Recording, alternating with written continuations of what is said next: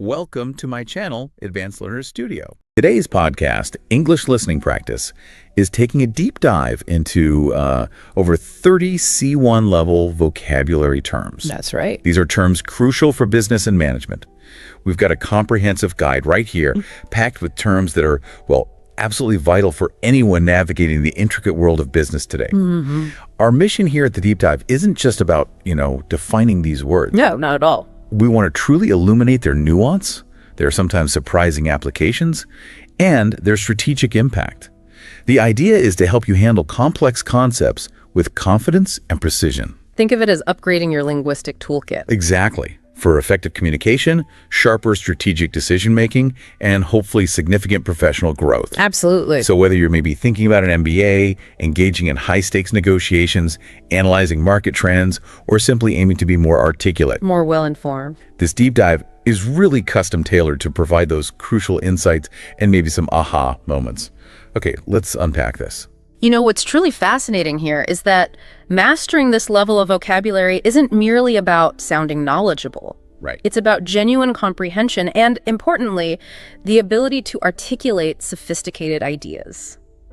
These terms are essentially the building blocks for discussing everything from complex corporate strategies to the nitty-gritty of finance. Exactly. Financial operations, organizational structures. We're going to explore each term with its core meaning, key synonyms, and, crucially, we'll dissect multiple real-world examples. That's key, the example. It is. Our goal is to ensure you understand not just what the word means, but how and when to deploy it for maximum impact. And this raises an important question for you, our listener.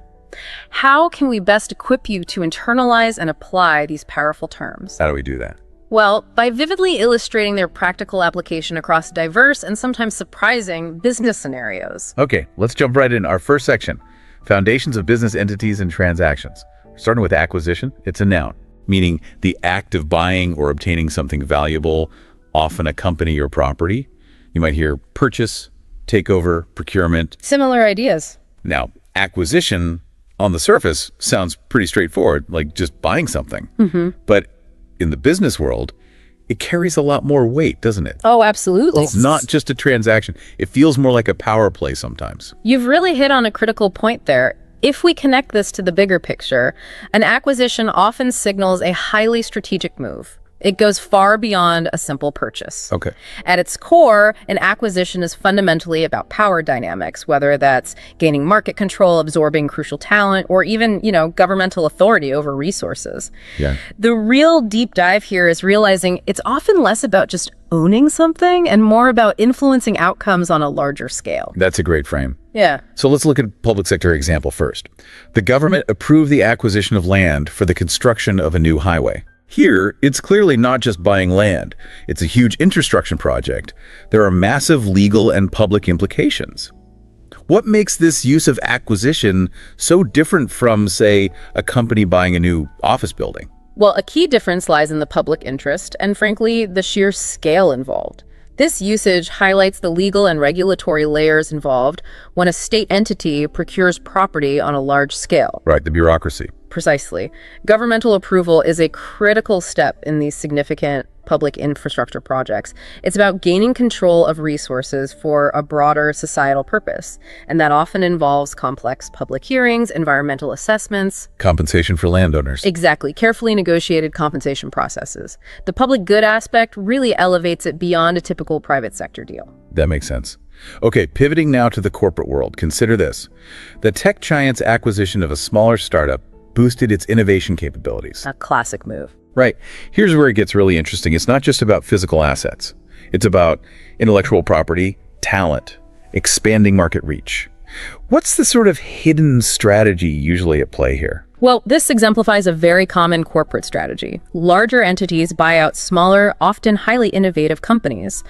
The goal isn't just growth for growth's sake. No. It might be to eliminate a burgeoning competitor or to integrate cutting-edge new technologies much more rapidly than they could develop themselves. Ah, the speed factor. Speed is huge. Yeah. Or absorbing specialized talent that brings unique expertise. It's fundamentally a faster route to accelerating the acquiring company's own development and market position than relying purely on organic growth. Essentially, they're buying a shortcut to future innovation. Buying a shortcut. I like that. Okay, and finally for acquisition. Let's step away from the corporate world briefly. Her acquisition of rare artifacts for the museum collection drew international acclaim. Interesting context. Even here, in a cultural setting, acquisition keeps that sense of obtaining something incredibly valuable significant. What does this usage reveal about the process involved, the meticulousness? Precisely. This usage really underscores the incredibly meticulous process of curating and securing valuable cultural items. It emphasizes the critical importance of provenance, the history of ownership. Right, where'd it come from? Exactly. Historical significance and the role of these acquisitions in enriching public collections, preserving heritage. This often involves expert negotiation, substantial investment, and increasingly careful consideration of ethical sourcing. Ethical sourcing is huge now. Absolutely. And all within a nonprofit setting, usually aimed at public enrichment and education. Okay, moving on. Our next term is Master of Business Administration, MBA. A noun describing that second university degree focused on business management. The MBA. The MBA, you'll hear it abbreviated or sometimes called a business master's, maybe an executive degree. It's a term everyone in business recognizes. But what truly makes this degree so pivotal? And what does it really signify in today's fast-moving business world? Well, an MBA is undeniably more than just a piece of paper or a credential. It has to be for the cost and effort. Exactly. It represents a truly transformative experience designed to equip individuals with a holistic sort of 360-degree understanding of business operations and leadership. It signifies a major investment in one's career to develop a comprehensive strategic skill set for tackling really complex managerial challenges. It's about developing generalists who can connect all the dots in an organization. Connect the dots. Okay. So it aims for that broad knowledge base. Our first example illustrates this. The MBA curriculum includes courses in management, finance, accounting, and strategic planning. Covers the bases. It sounds incredibly comprehensive. Is there any particular area that an MBA program typically emphasizes more, or is the balance genuinely across the board? The intention is definitely broad coverage. This example outlines the breadth of an MBA program, showing how it integrates diverse business disciplines. Right. The aim is comprehensive preparation for leadership roles, ensuring graduates have that well-rounded skill set to tackle complex organizational challenges from understanding financial statements To crafting long-term strategies. Exactly. While specializations do exist, the core is always about creating versatile leaders who can oversee various facets of an enterprise, ensuring they can, speak the language of every department. Makes sense. Now consider this. Earning a Master of Business Administration opened doors to high-level executive positions for her. The career accelerator idea. Yeah. While an MBA clearly opens doors, are there common misconceptions about its immediate impact? Does it always guarantee that kind of acceleration, or are there maybe hidden challenges? That's a perceptive question, and it's a common point of discussion. While an MBA can substantially accelerate career advancement, the misconception is that it's some kind of magic bullet. This example certainly illustrates the significant career opportunities it can unlock, providing specialized knowledge and that crucial network. The network is huge. Absolutely. However, it's not a guarantee. The true value comes from how you leverage the education, the connections made, the personal development undertaken. The hidden challenge is often differentiating yourself, even with an MBA, given how many people have them now. Right, standing out. And demonstrating that ability to translate theory into practical impact. Good reminder. It's a tool, not destiny. And finally, for MBA, many entrepreneurs pursue a Master of Business Administration to refine their startup ideas into viable businesses. Interesting application.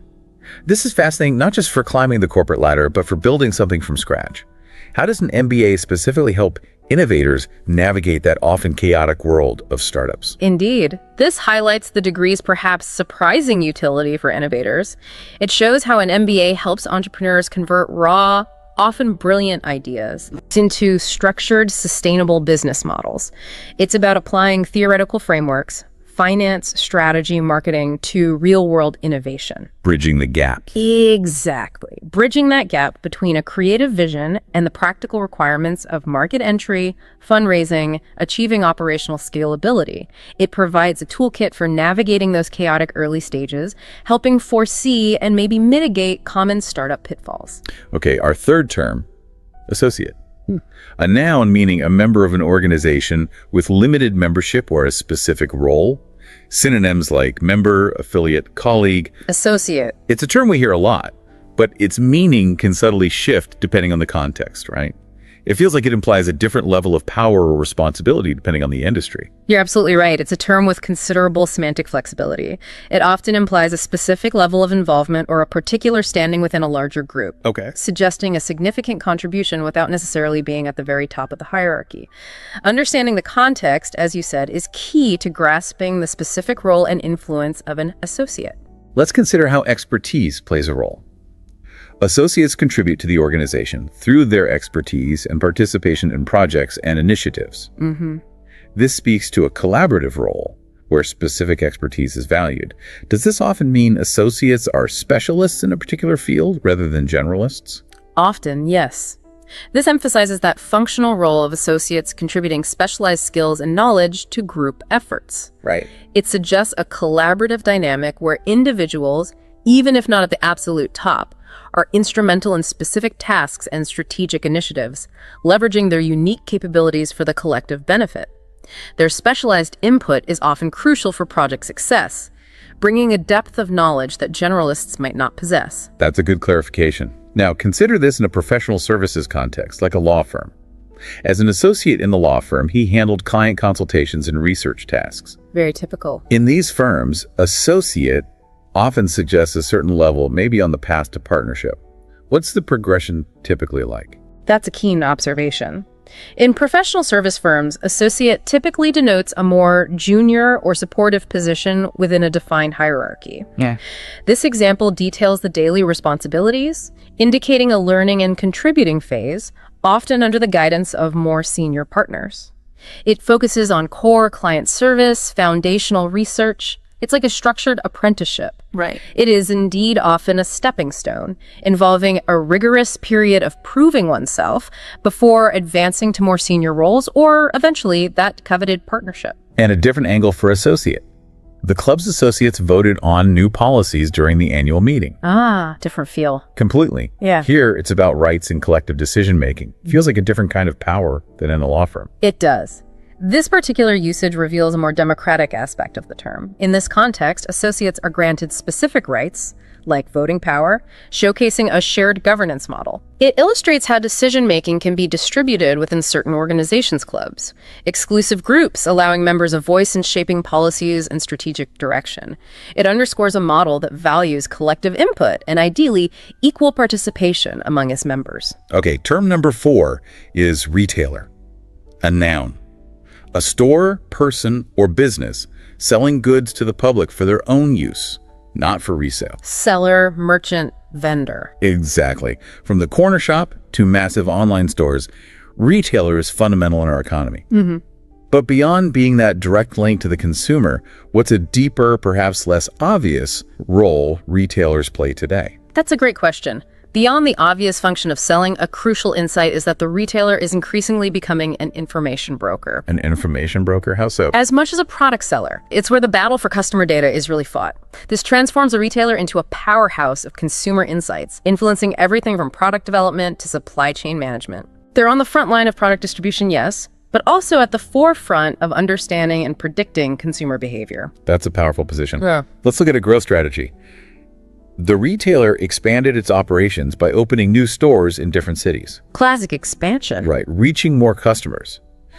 What are the main considerations for a retailer embarking on this kind of expansion? It's not just putting up the sign, is it? Definitely not. This illustrates a classic business growth strategy. Scaling operations to penetrate new markets or increase their footprint. Expanding into new cities is a direct way to reach a broader customer base, increase sales volume, strengthen market presence. So the challenges. Huge challenges. It often requires significant capital investment, meticulous logistical planning, careful market analysis to make sure the demand is there, Right. and a real commitment to ensuring a consistent brand experience across all those new locations. It's about balancing that opportunity with significant operational risk. Speaking of expansion, online retailers like Amazon have revolutionized how consumers shop for everyday items. Revolutionized is the right word. Here's where it gets really interesting. The digital transformation has completely reshaped retail.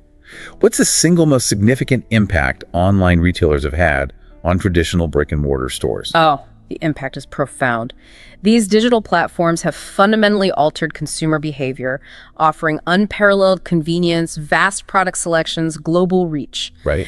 This shift has forced traditional brick-and-mortar stores to adapt dramatically. They've had to emphasize digital integration, develop multi-channel strategies, click and collect, for example, and really focus on unique in-store experiences to remain competitive.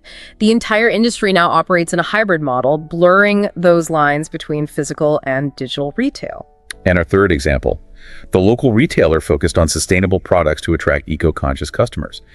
This shows market adaptation, a response to changing consumer values. Is this a trend that's here to stay, do you think, or more of a new strategy? It's definitely a trend that's here to stay, and it's growing rapidly. This demonstrates how savvy retailers must adapt to evolving consumer preferences to gain a competitive edge. So it's not just greenwashing. Well, hopefully not. By genuinely specializing in sustainable products, this local retailer is specifically targeting a growing segment of eco-conscious customers, leveraging ethical consumption as a key differentiator. This builds brand loyalty based on shared values and environmental responsibility, moving beyond just price or convenience to forge a deeper, more emotional connection with the customer.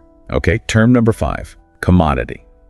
A noun in economics, an unprocessed material that can be traded on exchanges. Raw material, staple, tradable good. Exactly. Commodity, it sounds basic, unprocessed, but its role in global economics is anything but simple. What's a common misconception about commodities, and why is their volatility so critical to grasp? That's an astute observation. A common misconception is that because they're basic, their markets are simple. Nothing could be further from the truth. Commodities are foundational to global economies, and their price fluctuations can have massive ripple effects across industries, nations, driving significant geopolitical and financial dynamics. Okay.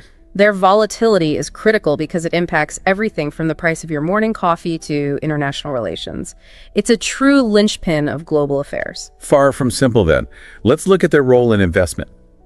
Investors often include commodities in their portfolios as a hedge against inflation and market volatility. The common strategy. So it's a strategic move for investors, a way to balance risk. How does that work? That's right. This illustrates the strategic role of commodities in diversifying an investment portfolio. Assets like gold, oil, agricultural products they tend to hold or even increase in value during periods of high inflation or economic uncertainty. They act as a protective mechanism against the erosion of purchasing power and general market fluctuations. They can offer a degree of stability, acting as a kind of safe haven when other asset classes might be declining. And the geopolitical impact, you mentioned oil. Oil is a key commodity that influences global energy prices and geopolitical relations. We see the immense power of certain commodities on the world stage. How deeply intertwined is commodity control with international power dynamics? Deeply, deeply intertwined. This highlights the profound strategic importance of certain commodities, like crude oil, on an international scale. Its price and availability directly impact global energy costs, manufacturing, transport, Everything. pretty much. And subsequently, it influences diplomatic relationships, trade agreements, even regional conflicts due to the intense competition for control over these vital resources. Control over key commodities is often a direct route to geopolitical leverage and ultimately national security. Wow. And a look at risk management for primary producers. Farmers trade commodities like wheat on futures markets to secure prices in advance. This shows how essential commodities are for managing risk in sectors like agriculture. How does this futures market actually work to benefit farmers? It's a critical risk management mechanism. Farmers use futures markets to essentially lock in prices for their produce well before harvest. Okay. This protects them from potential price drops, maybe due to oversupply or sudden market shifts that could otherwise devastate their income. This hedging strategy provides financial stability and predictability in what is otherwise a very volatile industry. It safeguards their income and allows for better long-term financial planning. Okay, number 6. Merchandise. A noun. Goods offered for sale, or the ones bought or sold. Goods, products, wares. Right. From what we browse in shops to what's shipped across continents, merchandise is everywhere. Is there a distinction between merchandise and products in business jargon, or are they basically interchangeable? They're often used interchangeably, but there is a subtle difference in business jargon. Products can be a broader term, referring to anything created or offered, including services or even intellectual property. Merchandise, however, specifically refers to tangible goods offered for sale, typically in a retail context. It essentially refers to items intended for commerce or already part of a transaction. Subtle, but the distinction exists in more precise contexts. That's useful. Let's look at the classic consumer interaction. She browsed through the merchandise at the souvenir shop, looking for gifts to bring back home. We've all been there. Exactly. This depicts a classic consumer interaction, a personal purchasing decision. What does this reveal about consumer psychology around merchandise? Is it just stuff or more? Well, this scenario focuses on personal purchasing decisions in retail. It highlights individuals engaging with goods offered for sale, driven by specific needs or desires, like finding gifts. That forms the core of the retail transaction from the buyer's perspective. But it's often more than just stuff. It's about personal choice, perceived value, sometimes an emotional connection to the item, especially with souvenirs or gifts. True. Okay, moving into operations. The store's merchandise inventory was audited to prevent stock discrepancies. Now we're into the nuts and bolts. Why is such meticulous auditing of merchandise inventory so critical for a business? You're right, this is pure operations. This illustrates an essential aspect of operational management, maintaining accurate inventory records. Right. Regular audits of merchandise are critical for ensuring business efficiency, preventing losses due to theft, damage, misplacement, optimizing stock levels, and ensuring that what's recorded on paper actually matches the physical goods available for sale. Avoids nasty surprises. Exactly. This meticulous process is vital for financial accuracy, efficient operations, and ultimately profitability. And the third example for merchandise. Exporting high-quality merchandise helped the company penetrate international markets. Here, it's about global trade, building a brand. What role does the quality of merchandise play in international market entry? Is it the deciding factor? The role of quality is absolutely pivotal. This underscores its critical importance in global trade expansion. By offering superior merchandise, a company can build a strong reputation, overcome barriers to entry in new countries, and establish a competitive advantage. Right. Ultimately, this leads to successful market penetration and increased brand recognition on an international scale. Quality, in essence, acts as a universal language in commerce that can open doors to new territories, often more effectively than just low prices. Our seventh term is cooperative. Yep. A noun. An organization or business jointly owned and run by its members. Co-op, collective, mutual enterprise. Right. The cooperative model feels distinct from traditional corporate structures, really emphasizing that shared ownership. What's the fundamental philosophical difference in how a cooperative operates compared to, say, a public limited company, PLC? The fundamental difference is profound. It truly shifts the power dynamic. It prioritizes member benefit and democratic control over maximizing shareholder profit. This model is built on principles of equitable distribution, shared risk, collective decision-making, making it quite unique in a business world where shareholder value is typically paramount. It's about community and mutual benefit, not just maximizing financial returns for external investors. That's a clear distinction. So, in practice, the cooperative model allows small businesses to pool resources and compete more effectively in the market. This really highlights the strength in numbers idea for smaller players. How does this pooling of resources translate into a competitive edge? Well, this explains the strategic advantage of resource sharing. By pooling capital, expertise, or purchasing power.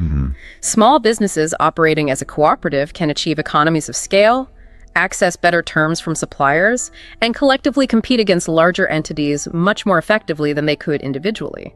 It effectively levels the playing field, empowering smaller enterprises to gain advantages typically reserved for larger corporations. And a classic example in agriculture. Farmers formed a cooperative to negotiate better prices for their produce. A clear example of collective bargaining power. What are the main benefits for individual farmers in this kind of setup? This illustrates a powerful application in agriculture. Individual farmers are often at a significant disadvantage against large buyers. Right. By uniting, they strengthen their negotiating position. Collectively, marketing and selling their produce allows them to demand fairer prices, improve their economic outcomes, and gain a more equitable share of the market value chain. It reduces their individual vulnerability to market fluctuations and consolidates their influence. And the third example for cooperative, The housing cooperative managed property maintenance through member votes. It's interesting to see democratic governance applied to something so tangible as property management. What kind of engagement does this foster among the members? This demonstrates those principles of democratic governance in shared ownership models, particularly for community assets like housing. Members of a housing cooperative actively participate in decision-making, maintenance issues, budget allocation, rule setting. This ensures management reflects the collective will and needs of those who live there and jointly own the property. It fosters a strong sense of community, shared responsibility, and a direct vested interest in the upkeep of their living environment. Okay, our eighth term is enterprise. A noun, meaning a company, but it can also refer to a risky business activity. Business, firm, venture. Right. Enterprise often feels a bit grander than just company, sometimes implying scale or ambition. Is there a subtle connotative difference between enterprise and company in everyday business language? There often is, yeah. Enterprise tends to carry connotations of a significant undertaking, maybe in size, ambition, or complexity. Okay. While company is a more neutral, factual term for a business entity, enterprise often imbues it with a sense of purpose, initiative, or scale. It can also denote the entrepreneurial spirit itself. It suggests something substantial, potentially involving considerable effort or risk, or perhaps a large integrated operation. That distinction helps. Let's look at innovation. The startup aims to disrupt the industry with its innovative enterprise solutions. This connects enterprise with innovation and providing solutions for other businesses. What exactly are enterprise solutions and why are they so crucial for disruption? Right. This highlights the role of entrepreneurial innovation in developing specialized offerings for corporate clients. Enterprise solutions typically refer to software, services, or products designed to meet the complex, large-scale needs of large organizations. Think CRM systems, ERP software. Big systems. Exactly. They're crucial for disruption because they don't just solve a small problem. They often re-engineer fundamental business processes from supply chain management to HR. This demonstrates how startups can target and transform established industries with new, often groundbreaking approaches. It's B2B innovation at a systemic level. Targeting the big players. Okay, on the flip side, small enterprises often struggle with access to capital in emerging markets. This shows the challenges faced by smaller businesses, regardless of their ambition. What makes access to capital such a persistent hurdle for these smaller entities, especially in emerging markets? This illustrates a really significant hurdle for small and medium-sized enterprises, SMEs, particularly in developing economies. Access to adequate funding is often constrained due to things like perceived higher risk, lack of substantial collateral, or sometimes underdeveloped financial infrastructures. Right. This limitation directly impacts their growth potential, their ability to innovate, and their capacity to contribute more substantially to economic development. It underscores the pressing need for specialized financial mechanisms or policies to support them. It's a crucial economic challenge that can stifle nascent growth. And finally, for enterprise, let's look at global scale. The multinational enterprise expanded its operations across continents. Now we're talking about a truly massive undertaking. What are the unique challenges and opportunities for an enterprise operating on such a global scale? This showcases that global scaling of business activities, characteristic of large multinational corporations or MNCs. Expanding across continents involves incredibly complex logistical, cultural, and strategic challenges. Like what? Navigating diverse regulatory environments, adapting products and marketing to local consumer preferences, managing international teams. However, the opportunities are equally immense. It allows for greater market reach, diversified revenue streams, and often lets them leverage regional advantages in production costs or labor pools. It truly embodies the grand scale and integrated nature of global commerce. Huge opportunities, but equally huge complexities. Okay, term number 9 is franchise. A noun. Permission granted to sell services or products in a specific area under an established brand. License, dealership, chain outlet. We all know familiar franchise names, McDonald's, Subway. But what does the term truly entail legally and operationally, beyond just that recognizable logo? It's a powerful and highly structured model for rapid expansion. It's based on a symbiotic yet strictly defined relationship between the brand owner, the franchisor, and the local operator, the franchisee. Okay. The brand provides a proven business model, established recognition, operational guidelines. The franchisee brings local market knowledge, capital, and the drive to execute. The real depth is in balancing that required standardization with local entrepreneurship. That delicate balance. Let's look at the foundational document. The franchise agreement outlined the terms and conditions for operating the business under the brand name. This emphasizes the contractual framework. What are the most critical elements typically found in such an agreement?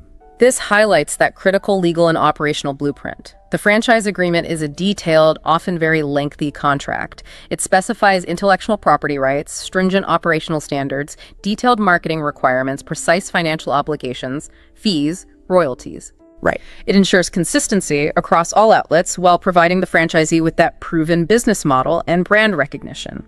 Key elements include territory rights, training requirements, supply chain agreements, fees, and, crucially, termination clauses.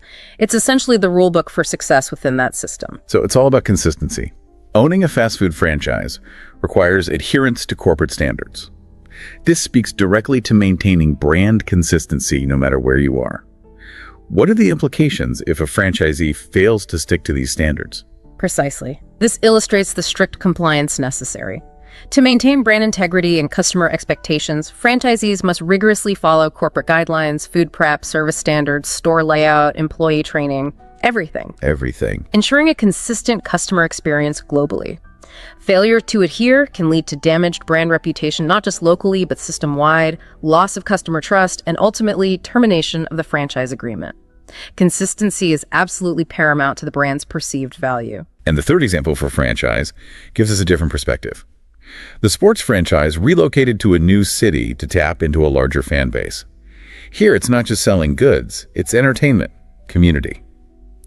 How does the concept of a franchise apply to a sports team? Seems different. It is different, but this intriguing usage extends the concept to team ownership within entertainment industries.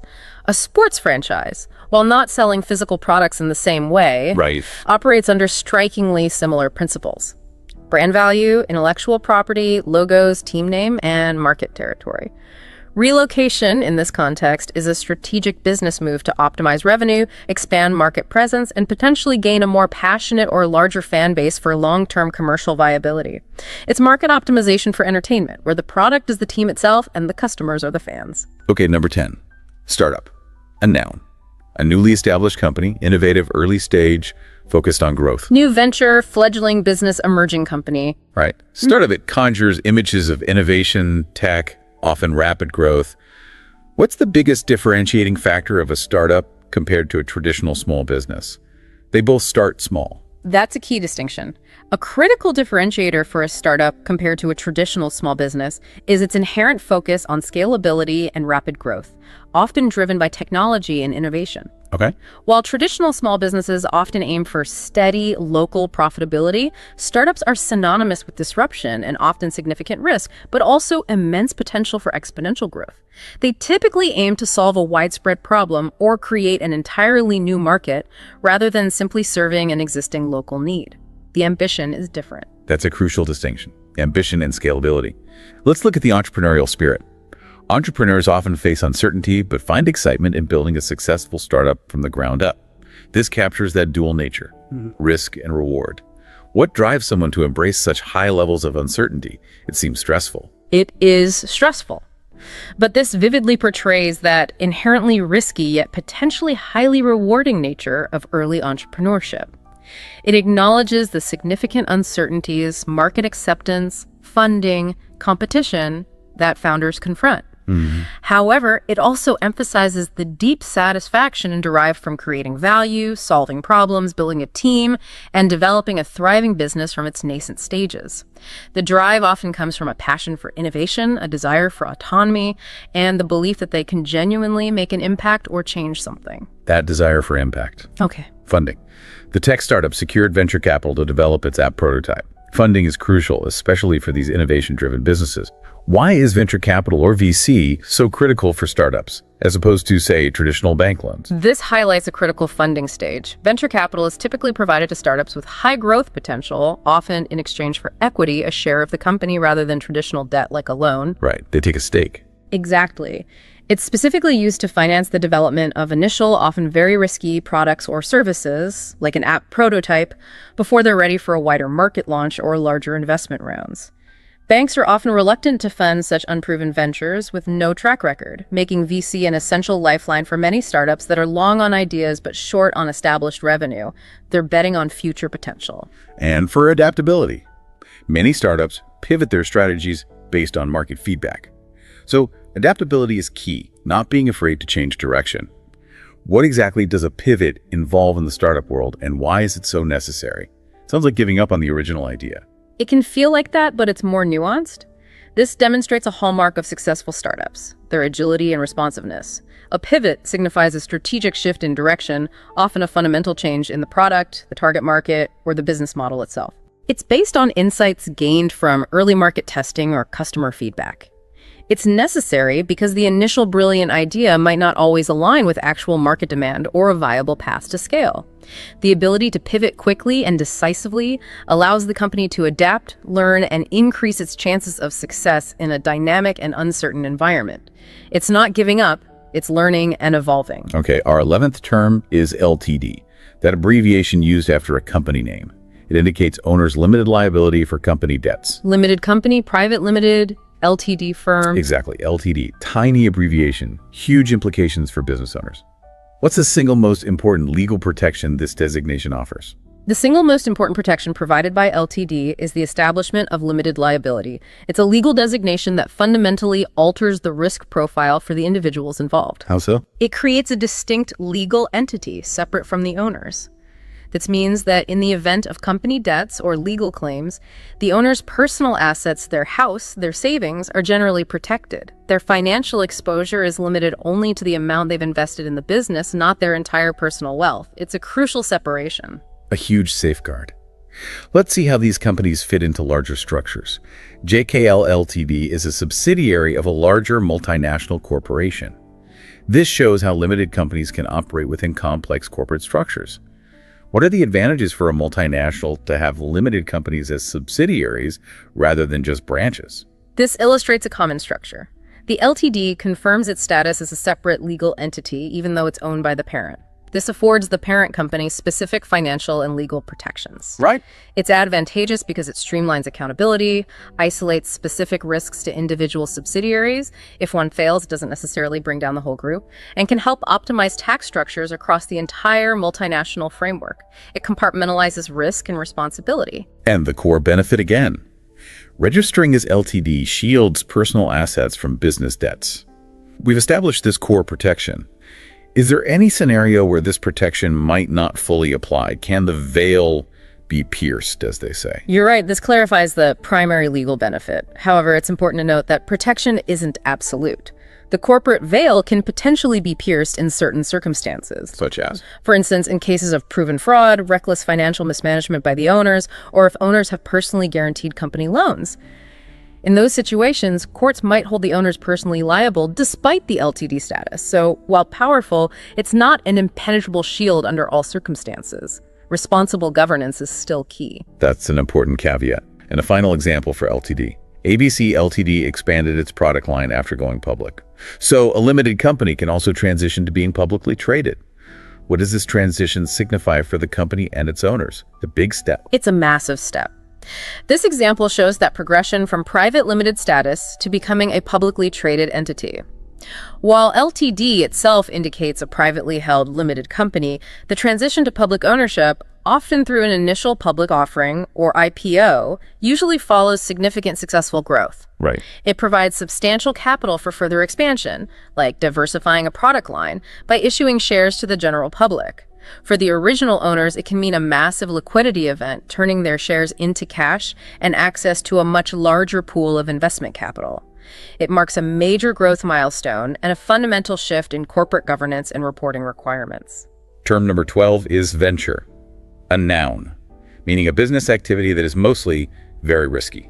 Endeavor, project, risky enterprise. We just talked about startups, which are often ventures in themselves, implying that calculated risk. What differentiates a simple project from a venture? They both involve work towards a goal. That's an excellent point about nuance. While a project is typically a planned set of tasks with a defined outcome and time frame, a venture inherently suggests more of a journey into the unknown. It carries a stronger connotation of potential high reward, balanced by significant uncertainty and risk. It emphasizes the speculative nature of the undertaking, whether it's a new business, a new product line within an existing company, or a bold strategic initiative. A venture usually implies a higher degree of novelty and uncertainty than a typical, well-defined project. That clarifies it nicely. Let's look at internal ventures. Launching a new product line was a risky venture for the company. Right. This illustrates that even established companies take on ventures. What makes launching a new product line so risky, even for a well-resourced company? It seems like they'd have advantages. They do have advantages, but it's still risky. This highlights the inherent innovation risks associated with market entry, even for established players. Yeah. Introducing a new product line involves substantial investment, R&D, marketing, distribution with absolutely no guarantee of market acceptance. It's a strategic decision that carries the risk of significant financial loss if the product fails to resonate with consumers, doesn't achieve sufficient market penetration, or simply doesn't meet those crucial sales targets. Even with vast resources, consumer preferences can be incredibly unpredictable.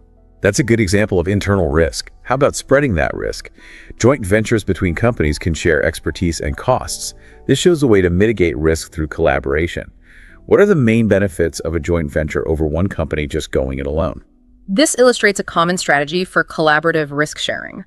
By forming a joint venture, or JV, two or more companies combine resources, knowledge, capital for a specific, often large or complex project. Okay. This approach allows them to undertake larger, potentially riskier endeavors, sharing both the potential rewards and the financial burdens.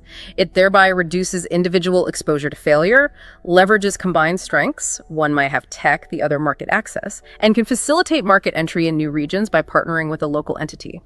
It's a powerful alliance built on mutual benefit and shared responsibility. And sometimes, the risk pays off spectacularly. His entrepreneurial venture into e-commerce paid off handsomely. The payoff makes the risk worthwhile. What are some of the critical success factors for an entrepreneurial venture to achieve such a lucrative outcome? Luck or more? Luck always plays a part, but usually there's more to it. This exemplifies the successful outcomes that can result from bold business initiatives. It underscores the potential for high returns when an entrepreneur takes a calculated risk in a new or evolving market like e-commerce was. Right. Critical success factors often include identifying an underserved market niche, having a truly innovative product or service that solves a real problem, robust execution, effective marketing, and a keen ability to adapt quickly based on early market feedback. The handsomely paid off aspect signifies significant financial success and validation of the initial bold investment and strategic execution, proving the viability of the initial risk. Our 13th term is incorporated, an adjective, meaning having become a legal business company. Registered, corporate, formalized. Right. Incorporated sounds very official, like a company has crossed a threshold into formal legal existence. What's the primary motivation for a sole proprietor, or maybe a partnership, to make that leap and become incorporated? The primary motivation is almost always the desire for liability protection and often increased credibility. It signifies that critical legal transformation, granting the business a distinct identity separate from its owners and specific legal protections. Okay. This formalization provides a structured framework for operations and legal identity, separating the business's finances and legal responsibilities from those of the individuals who own or run it. So it's about formalizing that separation. Let's look at a tangible advantage. An incorporated company often finds it easier to establish business credit compared to an unincorporated one. This highlights a real benefit. Why do banks and lenders look more favorably on incorporated entities? Is it just perception? It's more than just perception. This points to a key advantage in financing. Being incorporated provides a business with greater credibility, perceived stability, and that formal legal structure. This naturally makes it more attractive to lenders and investors. This often translates into easier access to business credit, potentially better loan terms, and a stronger overall financial foundation compared to sole proprietorships or partnerships, which are viewed as intrinsically linked to the individual's personal financial risk. The separation makes lenders feel more secure. And as we've seen before, this protection is key. The business became incorporated to limit owner liability. Again, similar to LTD. What implications does this ability to limit personal risk have for the entrepreneurial mindset? Does it encourage risk-taking? Indeed, it mirrors the motivation behind the LTD designation. This explains that primary legal protection motivation. For the entrepreneurial mindset, this is hugely significant. It allows founders to take calculated business risks without necessarily jeopardizing their entire personal wealth, their home, their life savings.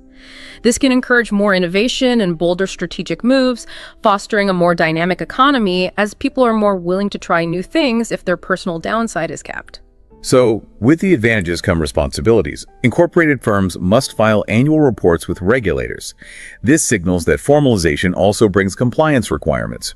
What's the purpose of these annual reports, and what kind of information do they typically contain? Absolutely. This highlights the compliance obligations that come hand in hand with legal formalization. Incorporated firms are subject to specific regulatory requirements, including filing annual reports, maintaining detailed financial records, and adhering to corporate governance standards. The purpose of these reports is primarily to ensure transparency and accountability to shareholders, to regulators, to the public.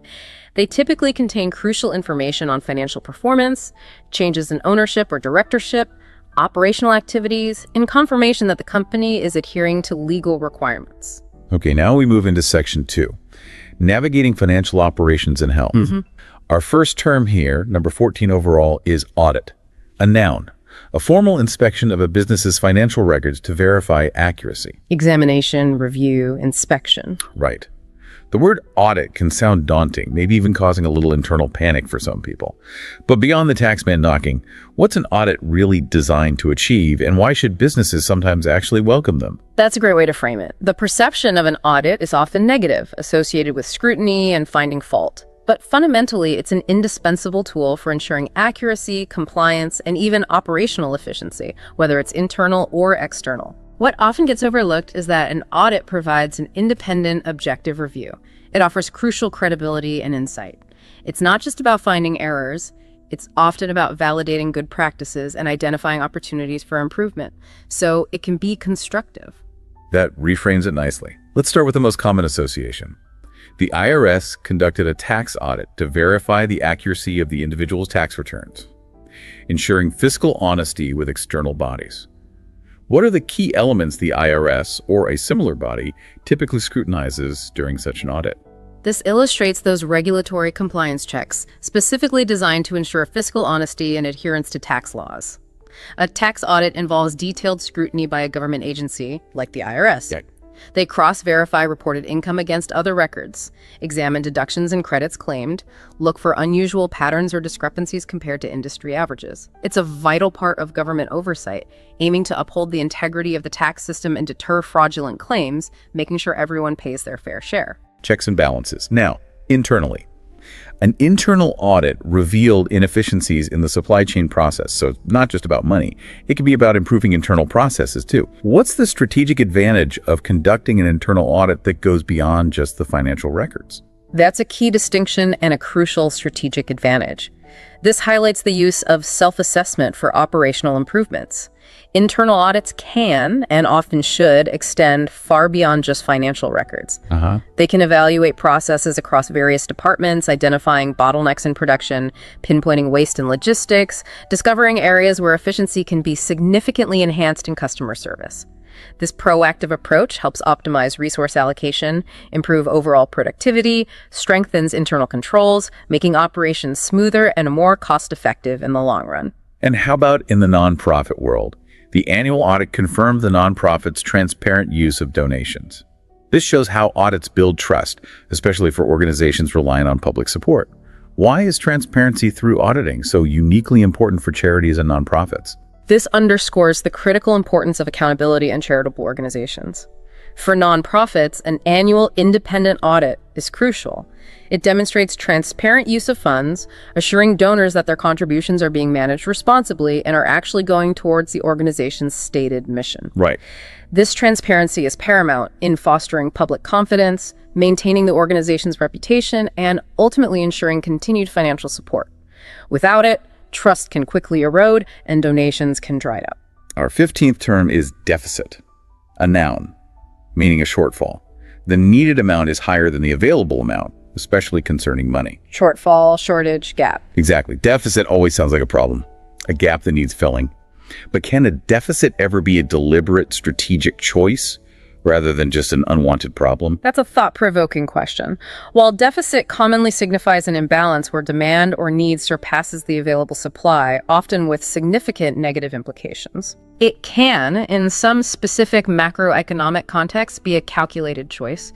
For instance, a government might deliberately run a temporary budget deficit, spending more than it takes in specifically to stimulate a sluggish economy during a recession by funding infrastructure or providing aid. Okay. However, in most business contexts, a deficit is viewed as an indicator that resources are not meeting requirements, leading to potential difficulties if it's not addressed promptly. That's a nuanced perspective. Let's look at a deficit in human capital. The deficit in qualified personnel posed a challenge for the healthcare system. Not just money, but people too. What are the ripple effects of such a deficit on a critical sector like healthcare? This highlights severe resource gaps in human capital, and the impact is huge. It directly impacts service delivery. A shortage of qualified staff, doctors, nurses, technicians can lead to overworked employees, burnout, reduced service quality, and critically, an inability to meet public demand. This poses an existential challenge for essential sectors like healthcare, potentially leading to longer wait times, poorer patient outcomes, and even a crisis in public health provision if it becomes widespread. And the most commonly heard use. The budget deficit prompted the government to implement austerity measures. This is about national finances and often very difficult choices. What are the typical social and economic consequences of austerity measures? They sound harsh. They often are. This illustrates fiscal imbalances at a national level. A persistent budget deficit where government spending consistently exceeds revenue often necessitates painful policy changes like austerity measures. Okay. These typically involve deep cuts to public spending, education, social welfare, healthcare, sometimes tax increases, or often a combination of both. While aimed at restoring economic stability and reducing national debt, they frequently come with significant social consequences. Increased unemployment, reduced public services, heightened social inequality, and they often spark widespread public debate and protest. It's a very tough balancing act. A tough balancing act indeed. And finally, for deficit. A trade deficit occurs when imports exceed exports in a country's economy. This is a key indicator in macroeconomics, showing global trade dynamics. What does a persistent trade deficit signal about a country's economic competitiveness or structure? This demonstrates a macroeconomic imbalance that significantly influences currency values and trade policies. When a country consistently imports more goods and services than it exports, it can weaken the national currency, making imports more expensive eventually, impact domestic industries by making foreign goods seem cheaper initially, and lead to policy interventions aimed at promoting exports or restricting imports to try and rebalance trade. Okay. A persistent trade deficit can signal a lack of competitiveness in certain domestic industries, or perhaps an over-reliance on foreign goods and resources, indicating potential underlying structural issues in the economy that might need addressing. Our 16th term is expenditure, a noun meaning the act of using money, the amount spent. Spending, outlay, cost. Right. Expenditure sounds formal, but it's just about spending, personal or corporate. How does this term differ from expense? Is one just more formal, or is there a functional difference? While fundamentally about spending, expenditure often implies a more planned or strategic allocation of funds. Its analysis is key to financial health. Expense is typically more about the recurring, day-to-day costs of running a business, rent, salaries, utilities. Got it. So, while all expenditures result in expenses on the books, not all routine expenses would be labeled as a significant strategic expenditure. The former suggests a more deliberate deployment of resources, often for a specific, larger purpose. That's a valuable nuance. Let's look at strategic spending. Expenditure on research and development is essential for innovation and growth in the technology sector. Spending money to make money later. Why is this particular type of expenditure so critical for innovation? This emphasizes strategic investment as a driver of long-term progress. In fast-moving sectors like technology, allocating significant funds to R&D isn't just an expense, it's a critical, forward-looking investment. Right. It fuels the creation of new products, processes, services, ensuring a company remains competitive and relevant in a rapidly evolving market. It directly correlates spending with future innovation and market leadership. Essentially, you're investing in your future success. A long-term play. Yeah. Now, something more relatable. Tracking personal expenditure helps in maintaining a balanced budget. Understanding where your money goes. What are some effective strategies for tracking personal expenditure that you've seen people use successfully? Budgeting isn't always easy. It's not easy, but this illustrates a fundamental principle of financial management for individual fiscal health. By meticulously monitoring personal spending, individuals can identify areas for potential saving, prevent overspending, and ensure income covers expenses. Right. Ultimately leading to a more stable budget and better financial control. Effective strategies range from simple spreadsheets or budgeting apps, there are tons of them now, to the old-fashioned envelope system where you allocate cash. But the key, whatever method you use, is consistency and being really honest with yourself about where the money is truly going. And a different scale of spending. Capital expenditure on new machinery improve the factory's productivity. This isn't day-to-day spending. This is about big, impactful investments. How does capital expenditure differ in its accounting treatment from regular operational expenditures? This refers to those major investments in tangible assets, machinery, buildings, vehicles, which are designed to enhance operational capabilities and provide benefits over many years. Okay. Capital expenditure, often called CapEx, is distinct from operational expenses, OpEx, which are consumed within a single accounting period. CapEx is typically capitalized on the balance sheet, treated as an asset, and then depreciated over its useful life, spreading the cost out. OpEx is expensed immediately in the period it occurs. This accounting treatment reflects its nature as a long-term strategic investment in future productive capacity. Our 17th term is invoice, a noun, a list of goods or services received and their total cost. Bill, statement, receipt. Similar concepts. The invoice seems like a simple document, but crucial for all transactions. What's the primary purpose of an invoice, and why is it so indispensable in the modern economy? Can't we just agree on a price? You could agree, but the invoice formalizes it. It's truly the backbone of financial transactions. It serves as both a formal record and, crucially, a demand for payment. Ah, the demand part. Exactly. Its primary purpose is to formalize the agreement between buyer and seller regarding goods or services rendered. It provides clear documentation. What was provided, at what cost, under what payment terms. It's indispensable because it initiates the payment process, facilitates accurate accounting for both parties, and serves as legal proof of a transaction should any dispute arise later. Clarity and accountability. He reviewed the invoice for discrepancies before approving it for payment. Underscores the importance of verification. What are the most common discrepancies someone might look for on an invoice before paying? This demonstrates a critical verification step in accounts payable. Thoroughly reviewing an invoice before authorization is essential. Right. You need to ensure the goods or services received match what was ordered, the quantities are accurate, the pricing is correct as per the agreement or purchase order. Common discrepancies include incorrect unit prices, wrong quantities shipped or billed, duplicate billing for the same item, or charges for items that were never actually received. That happens. Oh, yes. This due diligence prevents overpayments, errors, and potential financial losses. It's a crucial internal control. And its role in the supply chain. The supplier sent an invoice detailing the shipment of raw materials. A necessary document keeping everything accounted for. How does an invoice help manage that complex flow of goods and money in a supply chain? This illustrates essential documentation. An invoice serves as formal notification from a supplier detailing the specific raw materials shipped, their quantities, unit prices, the total amount due. It acts as a primary record for both the supplier and the buyer. It facilitates inventory management on the buyer side, financial reconciliation for both, and importantly, provides a clear basis for dispute resolution if there are any issues with the order, wrong items, damaged goods, etc. It ensures clear communication and traceability throughout that chain. And finally, for invoice. Digital invoices streamline billing and reduce paperwork in modern businesses. Technology making a paper-heavy process more efficient. What are the wider benefits of this digital transformation beyond just saving trees? The environmental benefit is nice, but the business benefits are huge. This highlights significant technological efficiency gains. Digital invoices automate billing processes, dramatically reduce manual data entry errors. Fewer typos. Fewer typos, exactly, minimizes physical storage needs, and significantly speeds up payment cycles because they can be sent and processed instantly.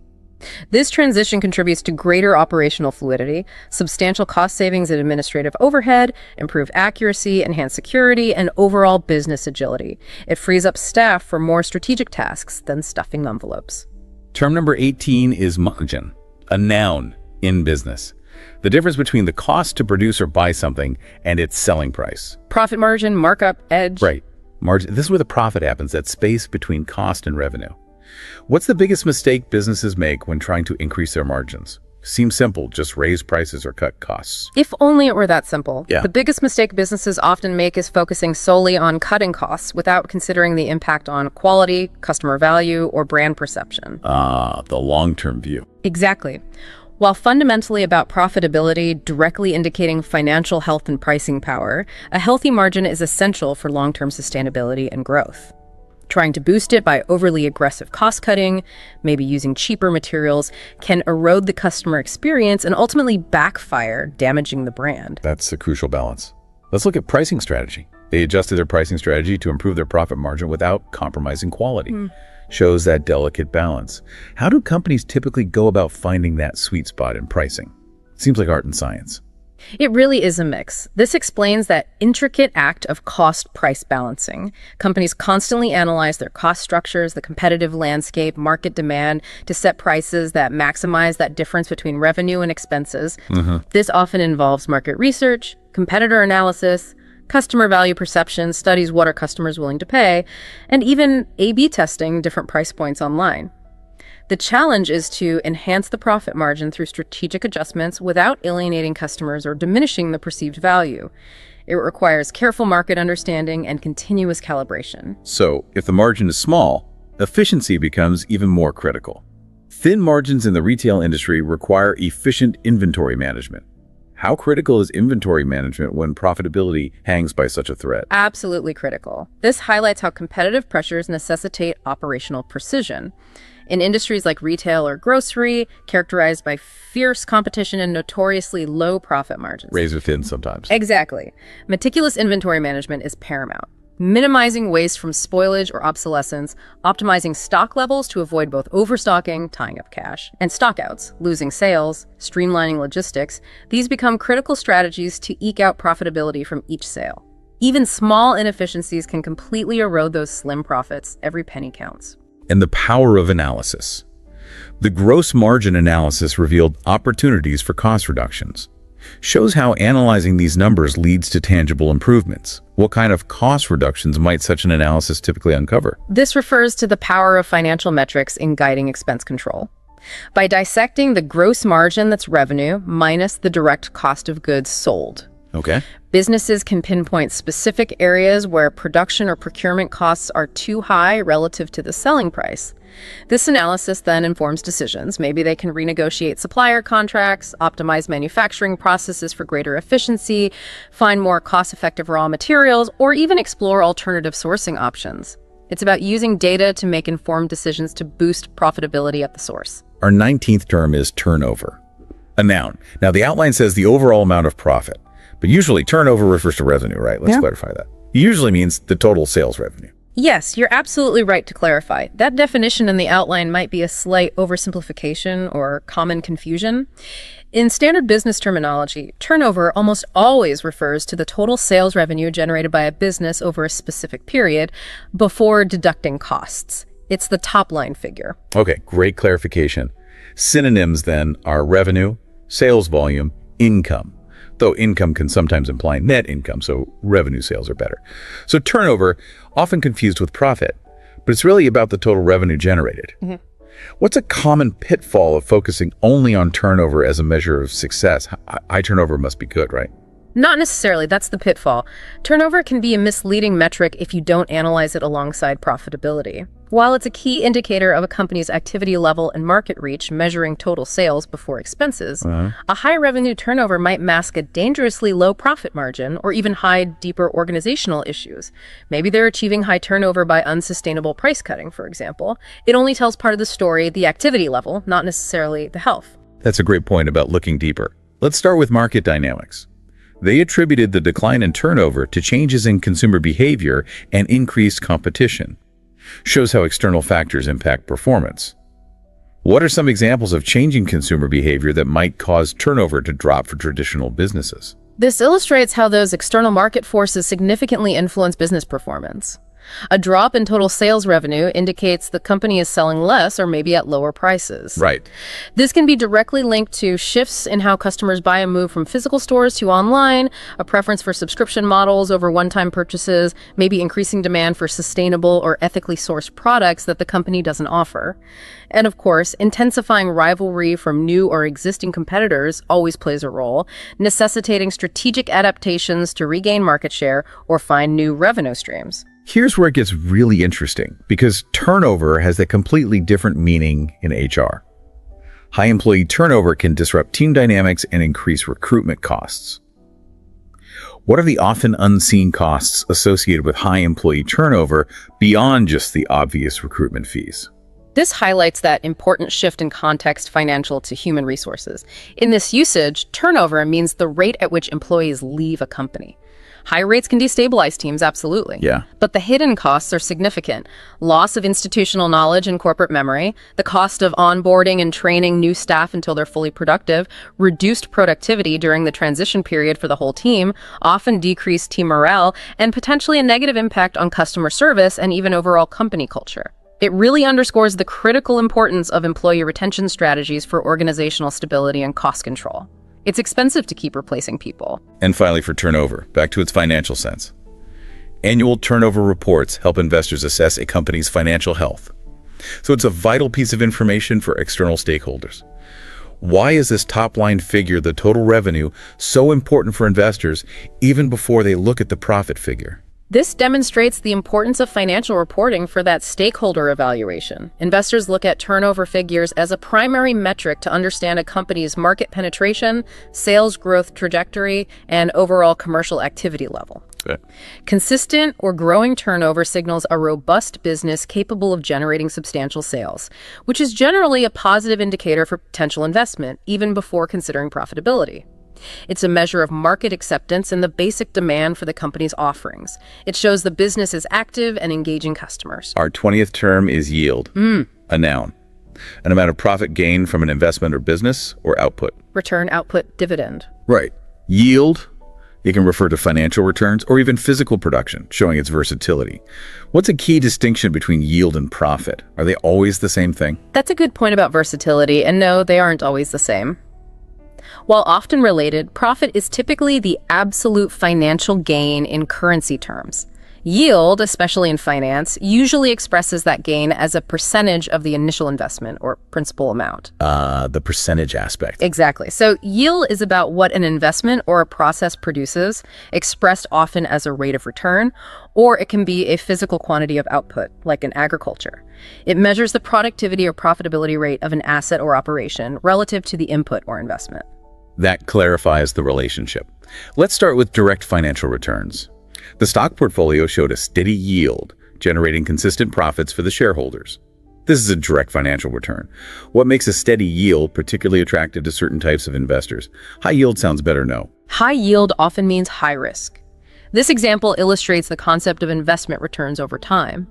A steady yield implies the stock portfolio is consistently generating income for its investors through dividends, interest, maybe stable capital gains. Okay. This predictability is often a highly desirable trait for investors seeking stable income streams, perhaps retirees or those with fixed income needs, rather than chasing volatile high-risk growth.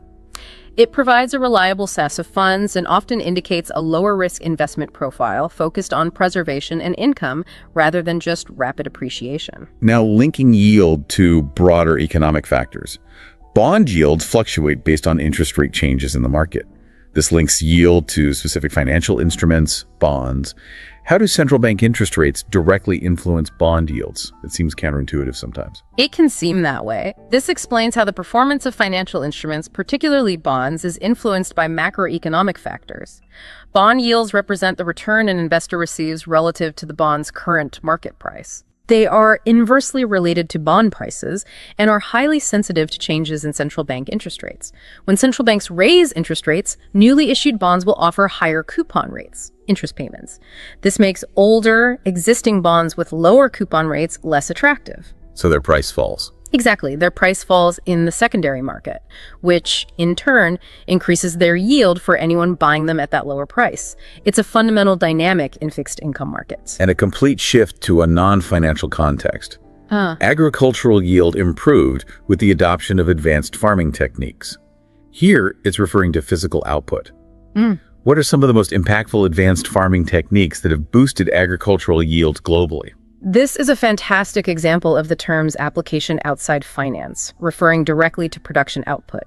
Improved agricultural yield means getting a greater quantity of crops, like tons of wheat or bushels of corn from the same amount of land. This improvement is often directly attributable to innovations like higher-yielding genetically modified seeds, precision irrigation systems that use water more effectively, advanced pest and disease control methods, the use of drone technology for monitoring crop health, or soil nutrient management tailored precisely to the needs of the crop and field.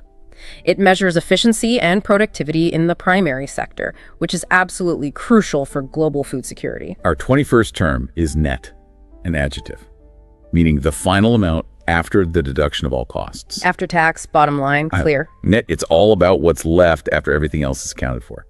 Why is the net figure always considered the most significant number in financial reporting? Isn't the gross figure important too? The gross figure is important, it shows activity, but the net figure is consistently the most significant because it signifies the ultimate refined figure. It's free from all preceding deductions or inclusions. It represents the true, unburdened value after all necessary subtractions have been made. It gives the most accurate picture of final performance or value. For investors, net income is the real earnings. For individuals, net pay is the actual take-home amount. It's what truly matters at the end of the day. That clarity is important. Let's look at a property sale. The net proceeds from the sale of the property will be used to repay outstanding debts. This refers to the actual usable funds after all expenses. What kind of expenses would typically be deducted to arrive at the net proceeds in a property sale? This refers to those remaining funds after all the associated expenses and obligations in a transaction have been settled. In property sales, net proceeds means the money left over after deducting various costs.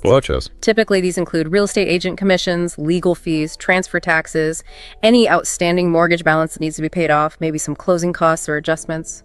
This is the true amount available for other purposes, like debt repayment or reinvestment, representing the actual cash the seller walks away with. And the ultimate measure of business success. Net income is a key indicator of a company's profitability. The ultimate bottom line. Why is net income considered the most comprehensive measure of financial performance? Absolutely, it's the bottom line for a reason. This explains one of the core metrics in financial statements. Net income is what remains after all expenses, the cost of goods sold, operating expenses like salaries and rent, interest payments on debt, and crucially, taxes have been subtracted from total revenue. Everything. Everything. It's the most comprehensive measure because it accounts for every single cost associated with doing business, showing how much money the company truly earned for its owners or shareholders over that given period. And another practical application showing it applies beyond just money. Calculate the net weight by subtracting the container's mass. How crucial is this distinction between net weight and gross weight in logistics and manufacturing? This demonstrates the term's application to physical measurements. Net weight refers specifically to the weight of the contents, only the product itself, excluding the weight of the packaging, container, pallet, etc. Okay. This distinction is crucial for several reasons. Accurate shipping costs. You often pay based on weight. Inventory management, knowing how much actual product you have. Ensuring product quantity standards for consumers. You buy 500 grams of coffee, not 500 grams coffee plus jar.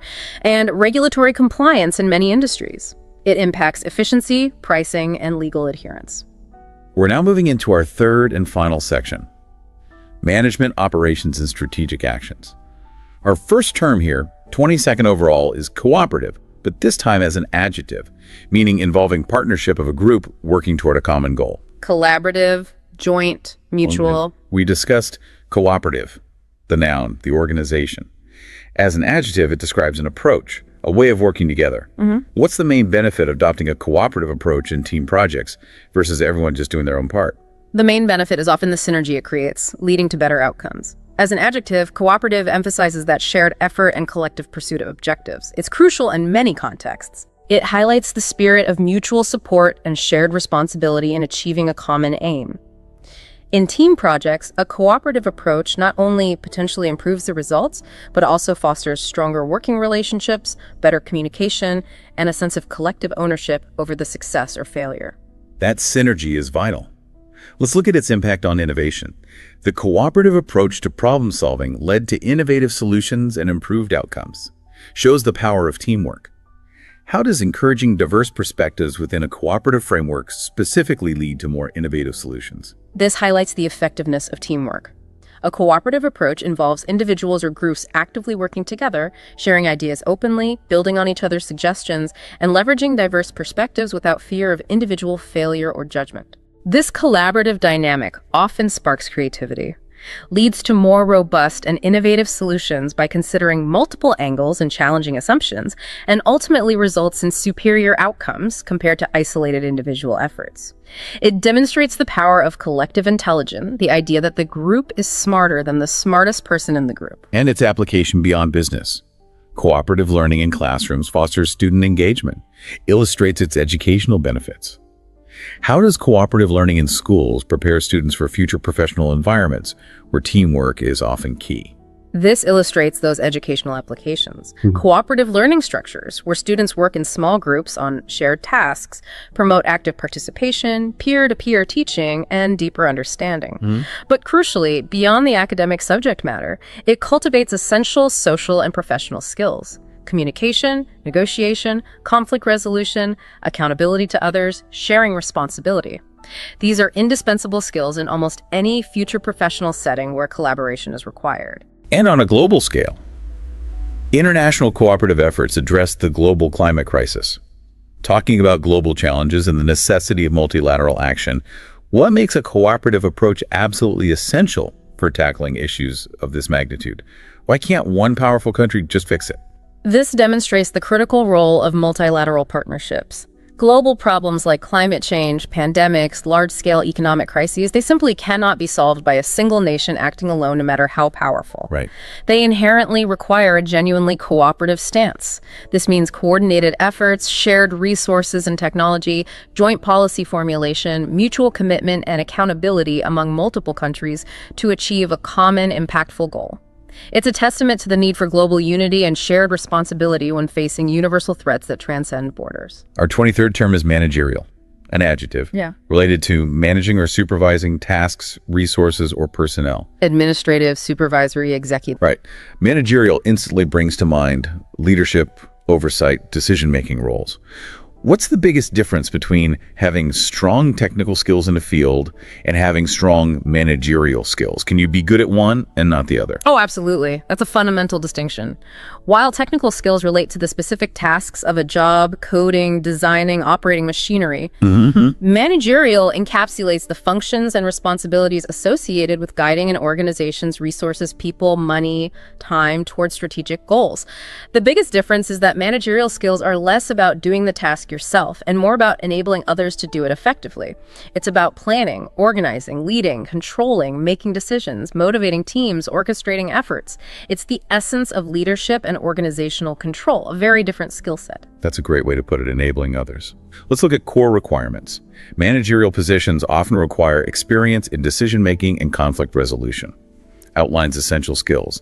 How do these two skills, decision-making and conflict resolution, specifically contribute to effective management? They are absolutely critical. This illustrates skills necessary at higher organizational levels. Individuals in managerial roles are constantly faced with choices, big and small, strategic and operational. They must possess the ability to make sound decisions, often under pressure, with incomplete information, and considering various trade-offs. Right. Furthermore, effective conflict resolution is paramount. Teams inevitably have disagreements. A manager needs to address these constructively to maintain team cohesion, foster a positive work environment, and ensure productivity doesn't grind to a halt. Unresolved conflicts can severely impede progress. Both skills are indispensable for a harmonious and efficient working environment. So continuous development is key. She attended a managerial training program to enhance her skills. Shows the importance of development for leaders. What areas are typically covered in such programs to enhance managerial skills? What do they teach you? This highlights that need for professional development in oversight roles. Investing in managerial training is crucial for people aspiring to or currently in leadership positions. Such programs typically focus on refining skills in areas like team leadership and motivation techniques, strategic planning frameworks, effective communication, upwards, downwards, sideways, performance management and feedback, delegation strategies, coaching and mentoring skills, financial literacy for managers, the list goes on. They aim to enable managers to become more effective, adapt to evolving business challenges, and ultimately develop their teams more successfully. And a specialized financial practice. Managerial accounting focuses on internal data for planning, shows a specific type of accounting tailored for internal use, unlike external financial reporting, which is for investors, etc. How does the internal focus of managerial accounting directly impact strategic decision-making within a company? This demonstrates that specialized practice, distinct from external financial accounting, which follows strict rules like GAAP or IFRS. Managerial accounting provides internal stakeholders, particularly managers, with detailed, customized financial and non-financial information. This data is used for crucial internal decision-making, budgeting, cost analysis, which products are most profitable, performance evaluation of departments or projects, and strategic planning, should we invest in this new machine. Its internal focus means it can be more forward-looking, flexible, and tailored to specific decisions, directly empowering internal strategy by providing real-time insights for optimizing future operations, rather than just reporting historical results to outsiders. Our 24th term is profitable, an adjective, meaning of a business providing benefits or valuable returns. Lucrative, gainful, remunerative. Right, profitable. The ultimate goal for most businesses, indicating success and viability. What's the difference between a profitable business and a sustainable business? We hear both terms a lot. Are they always the same thing? That's an important distinction, and no, they are not always the same. While profitable certainly signifies a positive return on investment, making an enterprise attractive and confirming it's creating value beyond its costs, a profitable business isn't automatically sustainable. A business can be highly profitable in the short term, perhaps by cutting corners, polluting, exploiting labor, or depleting crucial resources. But those practices may not be sustainable in the long run. A truly sustainable business aims to ensure its long-term future by balancing profit with social and environmental responsibility, the triple bottom line concept. That's a vital consideration. Let's look at innovation driving profit. His innovative app quickly became one of the most profitable products in the tech industry. Links innovation directly to high returns. What typically makes an innovative product, like an app, so profitable in a crowded market? This exemplifies those high-return ventures driven by innovation. In hyper-competitive sectors like technology, a truly groundbreaking product, one that solves a widespread problem in a novel way or creates entirely new value or convenience, can capture significant market share very rapidly. When the revenue generated from such an app far exceeds its development, marketing, and operational costs, it becomes exceptionally profitable, rewarding the initial investment and risk handsomely. Key factors often include exceptional user experience, solving a real customer pain point effectively, strong network effects, and maybe clever market timing. And strategic planning for profit. Diversifying investments can make a portfolio more profitable. Shows how strategic financial planning can lead to better returns. How does diversification actually achieve this without necessarily increasing risk? Seems like spreading bets might just dilute gains. That's a common thought, but it's about managing downside risk. This explains how intelligent risk management can potentially lead to better, more consistent yields over time. By spreading investments across various asset classes, stocks, bonds, real estate, industries, or geographies, diversification reduces the overall risk of the portfolio because not all assets move in the same direction at the same time. While it doesn't guarantee higher returns in every single period, it increases the probability of achieving a consistently profitable performance by mitigating the impact of poor performance from any single investment. If one investment underperforms, others may compensate, leading to a smoother, more stable, and often more profitable overall return in the long run. It's a cornerstone of sound investment strategy. And a transformational approach. The merger turned two struggling firms into a profitable entity. Demonstrates how strategic consolidations can revitalize businesses. How do mergers achieve this revitalization, especially when both firms were struggling beforehand? Seems like putting two weaklings together wouldn't help. It might seem that way, but this highlights strategic consolidations as a potential means for financial turnaround. Merging two previously underperforming companies can, if done well, create significant synergies. Synergies like what? Things like reducing redundant costs by consolidating operations, one HQ instead of two, fewer administrative staff, expanding market share by combining customer bases, and combining complementary strengths. Maybe one had good tech, the other had good distribution. When executed effectively, such a consolidation can transform financially challenged entities into a single, more robust, and ultimately profitable business by leveraging economies of scale and scope, creating value where little existed before. Our 25th term is to administer, a verb. To be responsible for a company, organization, etc., and manage its affairs. Manage, oversee, direct. To administer suggests a hands-on guiding role in managing an entity. What's the biggest challenge when administering a very large or complex organization compared to a small one? Seems like complexity would be the killer. Complexity is definitely a huge factor. The biggest challenge when administering a large, complex organization is often maintaining cohesion, communication, and control across diverse departments, possibly multiple geographies, different cultures within the organization. Right. The verb administer speaks to that active management and oversight required to ensure an organization functions effectively and meets its objectives. It implies responsibility for the efficient operation and strategic direction. In a large, complex system, ensuring all the different parts are moving in concert towards the same goals becomes incredibly difficult, requiring sophisticated systems and strong leadership. That coordination is tough. Let's look at an institutional setting. The school principal actively administers the educational programs and resources, provides a clear example of leadership. Beyond the classroom teaching aspect, what specific things does a school principal typically administer? This demonstrates leadership in institutional operations. A school principal's role involves far more than just observing teaching. It encompasses managing curriculum development and implementation, allocating budgets effectively, overseeing staff performance and development, ensuring student welfare and discipline, handling community relations and parental engagement, managing the physical facilities, and ensuring the smooth functioning of all educational programs and resources to achieve academic goals. They truly act as the primary administrator of the entire school ecosystem, balancing academic, operational, and human resource demands. And a legal context? Lawyers administer estates according to legal wills. This highlights a fiduciary duty, a role of trust and legal responsibility.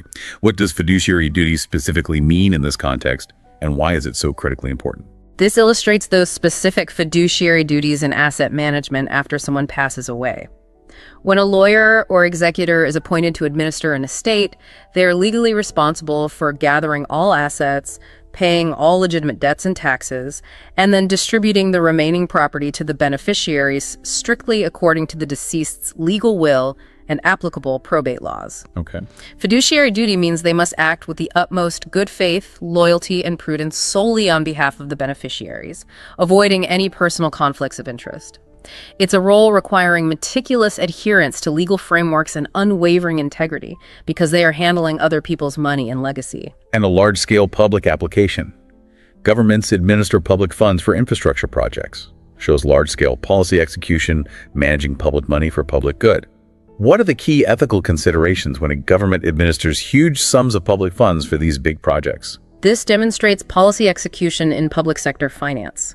Governments are tasked with the immense responsibility of managing and allocating taxpayer money for public services and large-scale infrastructure, roads, bridges, hospitals. Right. Administering these funds involves careful budgeting, rigorous project oversight, and ensuring that public resources are used efficiently, effectively, and transparently for the intended collective benefit.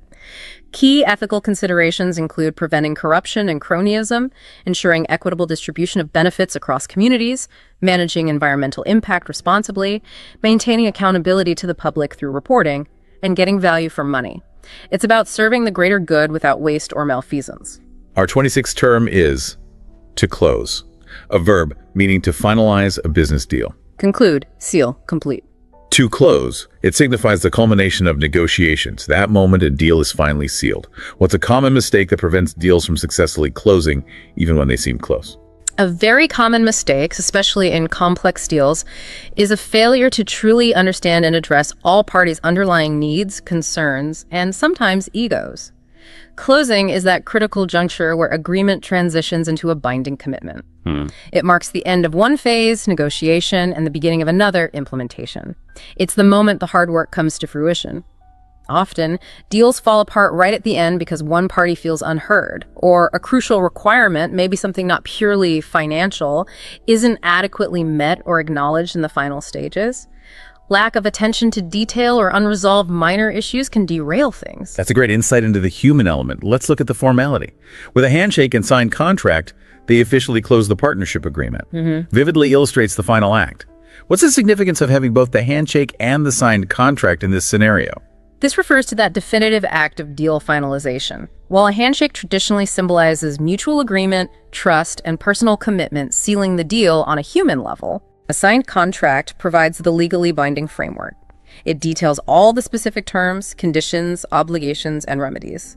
Closing the agreement means all terms have been agreed upon, conditions met, and the formal process is complete, enabling both parties to move forward with implementation, backed by both that personal trust and crucial legal enforceability. You really need both. And the pressure to close. Sales teams work hard to close deals before quarter end. Shows the pressure and strategic timing in revenue generation. What kind of strategies do sales teams typically employ in those final frantic weeks leading up to a quarter-end deadline? This highlights the intense timing pressures common in sales organizations. Sales teams are driven by targets and deadlines, particularly quarter-end or year-end, to finalize as many sales as possible. This period often involves accelerated negotiations, perhaps offering limited time incentives or discounts to nudge hesitant clients over the line, intense follow-ups, and prioritizing deals that are closest to closing. Closing deals directly impacts quarterly financial results, commissions, and team performance metrics, making it a high-stakes, high-pressure time for sales professionals and for the company's reported performance. And a specific market application. The real estate agent helped close the property sale swiftly. A specific application in a market where timing is often critical. What factors contribute to a swift property closing? It can often drag on for months. It can. This demonstrates transactional closures in a specific market. In real estate, closing a sale involves coordinating all the complex legal and financial processes needed to transfer property ownership. A swift closure usually indicates efficiency in managing paperwork, securing mortgage approvals quickly, coordinating legal reviews, arranging inspections, and handling financial transfers smoothly. This is often facilitated by an experienced agent who anticipates potential roadblocks, communicates effectively with all parties, buyer, seller, lenders, lawyers, inspectors, and proactively navigates the complexities to ensure a quick and smooth transaction for everyone involved. Good preparation and communication are key. Our 27th term is to merge, a verb, to combine and create one whole. Unite, amalgamate, consolidate. To merge implies a coming together, creating something new, hopefully stronger.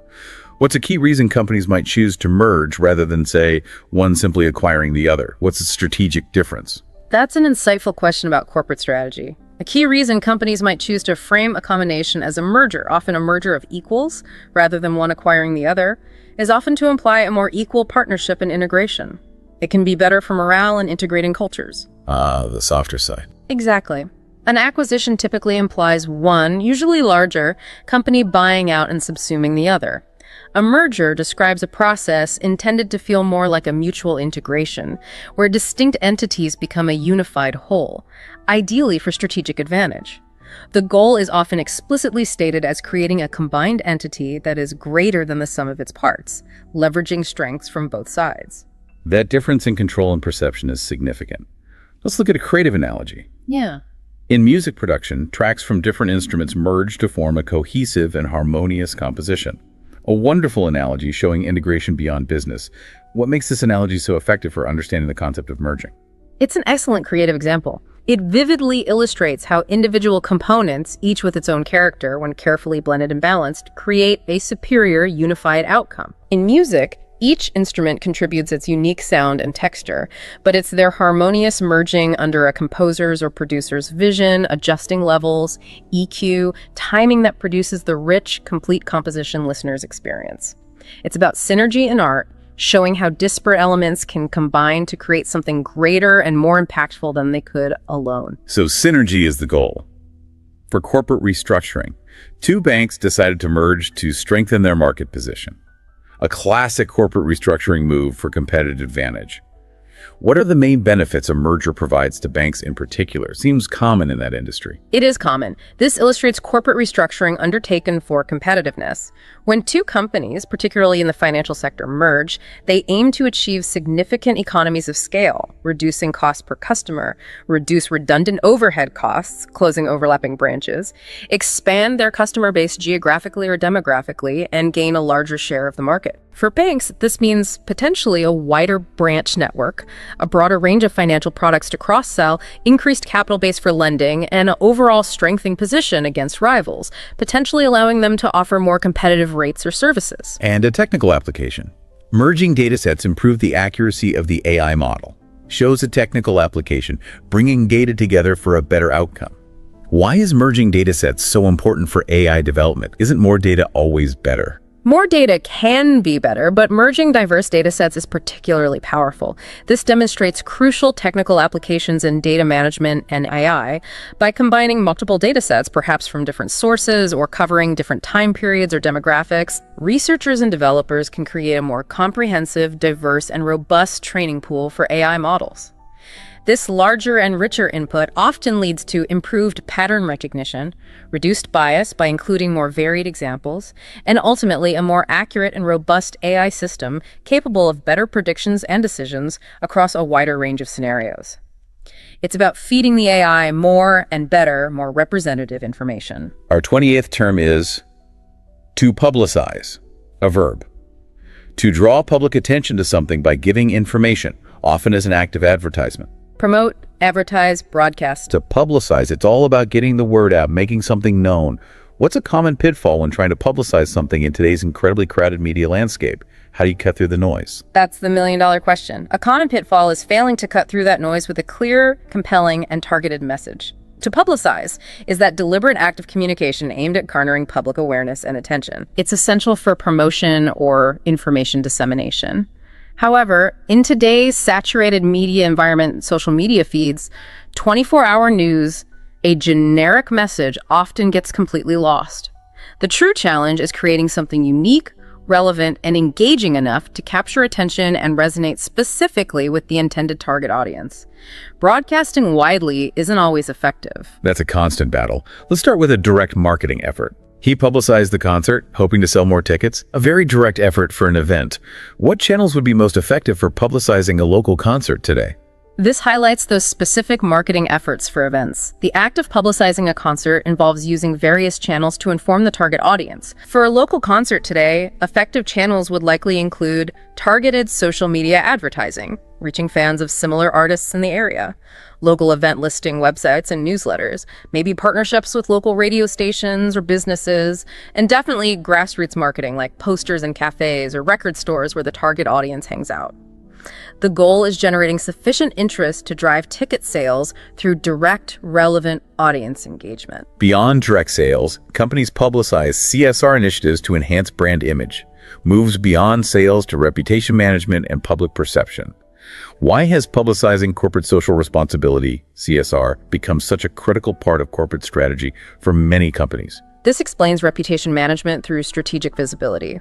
CSR initiatives, environmental programs, community support, ethical sourcing are often publicized not just to inform, but to significantly improve a company's public perception and build brand equity. By showcasing their commitment to social good, companies aim to build a positive brand image, foster consumer trust and loyalty, attract and retain employees who care about values, and differentiate themselves in a market where consumers and investors increasingly factor ethical practices into their decisions.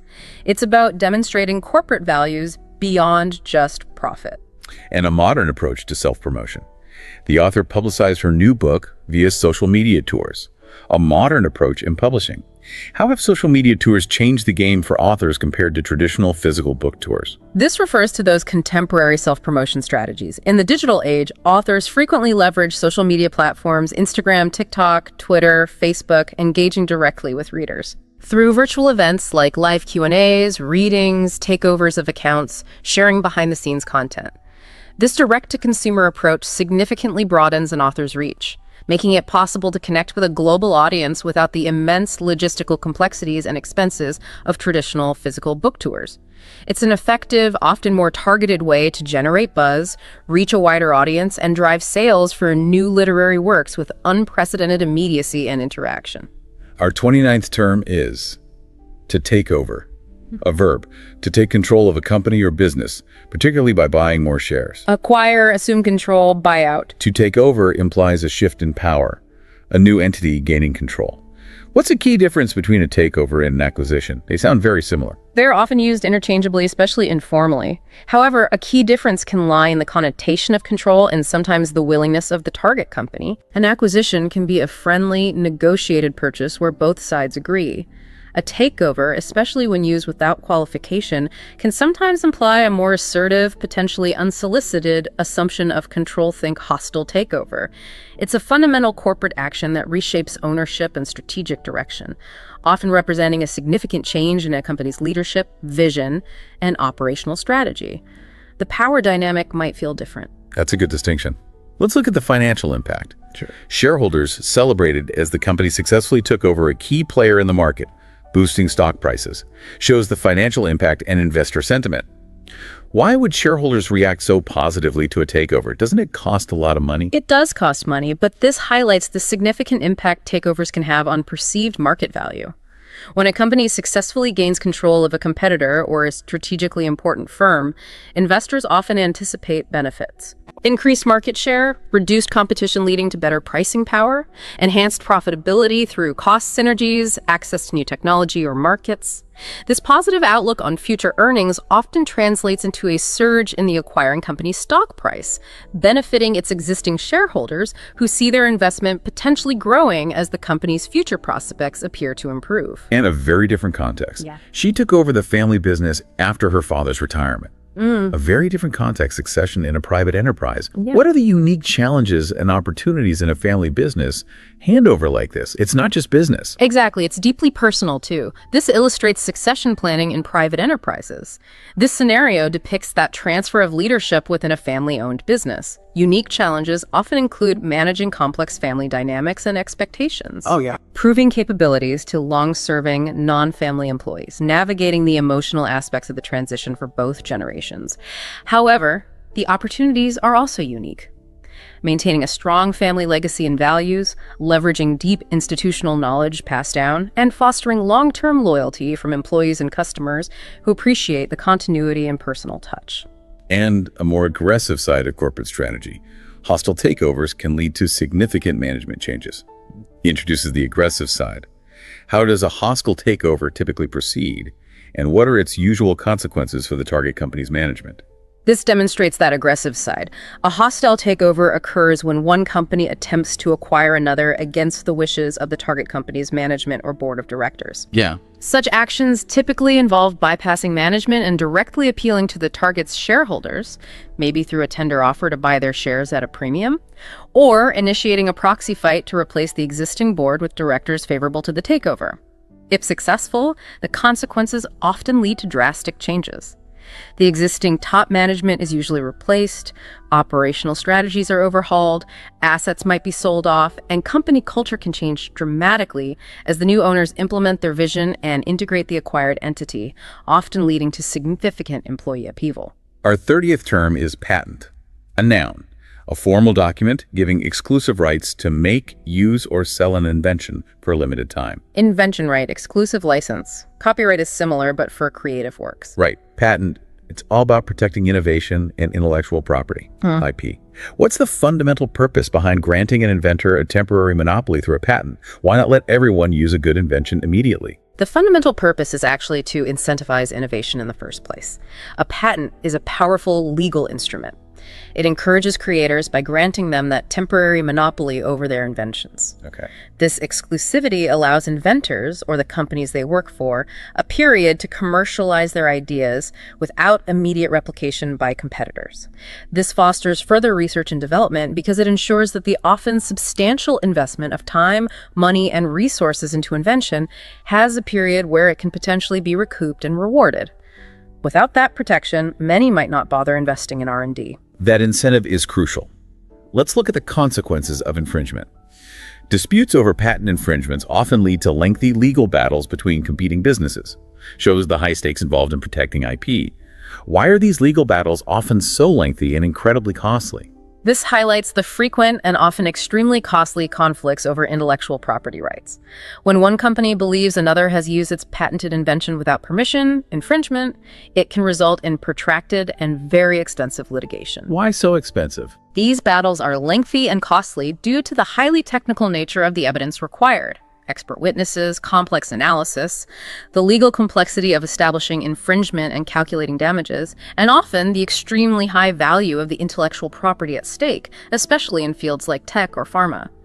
These disputes underscore the critical importance of strong patent protection and the fiercely competitive nature of innovation as companies vigorously defend their market advantage. So safeguarding originality is key.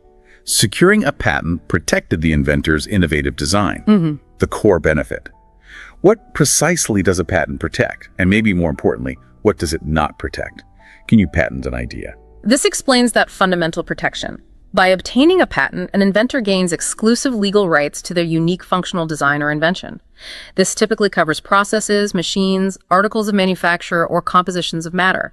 It prevents others from manufacturing, using, selling, or importing that specific invention for a set period. Crucially, it does not protect abstract ideas themselves, only their concrete application or embodiment. You can't patent the idea of flying, but you can patent a specific machine that enables flight. It also doesn't protect artistic or literary works that falls under copyright law. And an industry-specific application. Pharmaceutical patents allow companies to recoup R&D costs. Illustrates an industry where patents are particularly vital, recognizing massive investment. Why are patents so critical for the pharmaceutical industry compared to others? This refers to industry-specific monopolies that are absolutely crucial for sectors with incredibly high, long, and risky development costs. In the pharmaceutical industry, the process of discovering, developing, testing, and getting regulatory approval for a new drug can take over a decade and cost billions of dollars. Billions? Wow. Yes, with a very high failure rate along the way. Patents grant companies exclusive rights to sell the resulting drug for a period, often effectively shortened by the long development time. This exclusivity is often the only way they can financially justify the massive initial outlay and risk, allowing them to recoup their substantial R&D investments before cheaper generic versions can enter the market. Without patents, much less new drug development would likely occur. Our 31st term is shipping. A noun. The act of transporting goods, particularly, though not exclusively, by sea. Freight, delivery, logistics. Shipping. It's the absolute lifeline of global commerce, moving goods around the world. Beyond simply moving boxes, what is the strategic importance of shipping in today's globalized economy? Beyond just moving goods, the strategic importance of shipping is immense. It encompasses the complex, interconnected processes of moving goods, with significant implications for global supply chains, economic efficiency, and even geopolitical stability. It's the engine that powers international trade, makes global sourcing and consumption possible, and directly impacts everything from the price of consumer goods to the resilience of national supply networks. Without efficient, reliable shipping, globalization as we know it would simply grind to a halt. It underpins almost everything. That truly highlights its foundational role. Let's look at efficiency. Efficient shipping logistics are crucial for global businesses to ensure timely delivery of products to customers. Emphasizes the necessity for smooth operations. What are the biggest challenges to maintaining efficient shipping logistics today? Seems more complex than ever. It is more complex. This highlights the paramount importance of the supply chain. In a globalized economy, the ability to move products from manufacturer to consumer quickly and cost-effectively is a major competitive differentiator. The biggest challenges today include recurring geopolitical disruptions, wars, trade disputes, labor shortages, truck drivers, port workers, infrastructure bottlenecks, congested ports, outdated rail, volatile and rising fuel costs, and the ever-increasing demand for greater speed and real-time visibility from customers. Efficient shipping logistics minimize delays, reduce costs, enhance customer satisfaction, underpinning the success of international commerce and protecting brand reputation. And external economic factors. International shipping rates fluctuated due to fuel prices. Shows how external factors directly impact transport costs. How significant is the impact of fuel prices on the overall cost of international shipping? Is it a major driver? It's a huge driver. This illustrates those economic influences. Fuel, or bunker fuel for ships, is typically one of the largest variable operating costs for shipping companies, especially for maritime and air freight. Therefore, volatility in global oil prices directly translates into significant fluctuations in freight rates. These cost changes can substantially impact the profitability of businesses reliant on international trade, and inevitably, these higher costs are often passed along the supply chain, influencing the final prices consumers pay for a vast range of imported goods. And customer expectations in the digital age. E-commerce relies on fast shipping to satisfy buyers. Underscores customer service and expectation in online retail. How have customer expectations for shipping evolved with the rise of e-commerce? It feels like we expect things instantly now. We almost do. This demonstrates the critical role of logistics as a part of customer service and online retail. In the hyper-competitive e-commerce landscape, rapid, reliable, and often free delivery has shifted from being a nice-to-have to a core expectation for many buyers. Customer expectations have evolved dramatically to demand same-day or next-day shipping, precise real-time tracking from dispatch to doorstep, and easy, seamless returns processes. Companies that can consistently offer faster, more reliable shipping options often gain a significant competitive advantage, as timely fulfillment directly contributes to customer satisfaction, repeat business, and building that crucial brand loyalty in a crowded marketplace. Our 30-second term is warehouse, a noun. A large place where raw materials or produced goods are stored before sale or distribution. Storage facility, depot, stockroom. The warehouse, often unseen, huge buildings by the highway, but essential for the flow of goods. What is a hidden cost associated with inefficient warehouse management that many businesses might overlook? A significant hidden cost often overlooked is the opportunity cost of inefficient space utilization and poor inventory management. While an integral part of logistics and supply chain efficiency, a warehouse is that central hub. If space isn't optimized, it means paying rent or capital costs for unused or poorly used square footage. But more subtly, poor layout or tracking wastes time searching for items, leading to slower order fulfillment, potential errors, and possibly lost sales if you can't find stock you thought you had. It acts as that crucial buffer between production and consumption, balancing supply and demand, and its efficiency directly impacts profitability in ways that aren't always obvious on the surface. That's a great point. Let's look at security. Security measures in the warehouse include surveillance cameras and restricted access to protect valuable merchandise. Emphasizes protecting assets. What are the biggest threats to warehouse security these days? This underscores the importance of asset protection. Warehouses often hold millions, even billions of dollars worth of raw materials and finished goods, making them attractive targets. The biggest threats include external theft, break-ins, internal theft or pilferage by employees, damage due to accidents or poor handling, and even cyber threats targeting warehouse management systems. Implementing robust security protocols, surveillance, access controls, alarms, background checks for staff, secure IT systems is crucial for safeguarding valuable merchandise, preventing financial losses, and ensuring business continuity. And smart planning. The warehouse manager optimizes space for seasonal inventory. This is about operational efficiency and planning ahead. How does a warehouse manager typically go about optimizing space for those big seasonal fluctuations, like before Christmas? This highlights operational efficiency in storage management. A skilled warehouse manager analyzes historical sales data and forecasts inventory trends, particularly those big seasonal fluctuations. To maximize space use, they might implement strategies like using higher racking, narrowing aisles if the equipment allows, reconfiguring layouts to place high-demand seasonal items closer to shipping docks, utilizing overflow storage temporarily, or employing sophisticated warehouse management software, WMS, to dynamically allocate space. This meticulous planning ensures products are accessible when needed during peak season while minimizing wasted space and associated costs during quieter periods. It's a dynamic balancing act. Here's where it gets really interesting with technology. Automated warehouses use robots for faster order fulfillment. Tech completely transforming storage and distribution. What's the future of warehousing look like with these kinds of advancements? Are people involved at all? This highlights those technological advancements rapidly transforming logistics. Automated warehouses leverage robotics like AGVs or AMRs, conveyor systems, and advanced software to streamline processes like picking, packing, sorting, and storing with significantly less human intervention.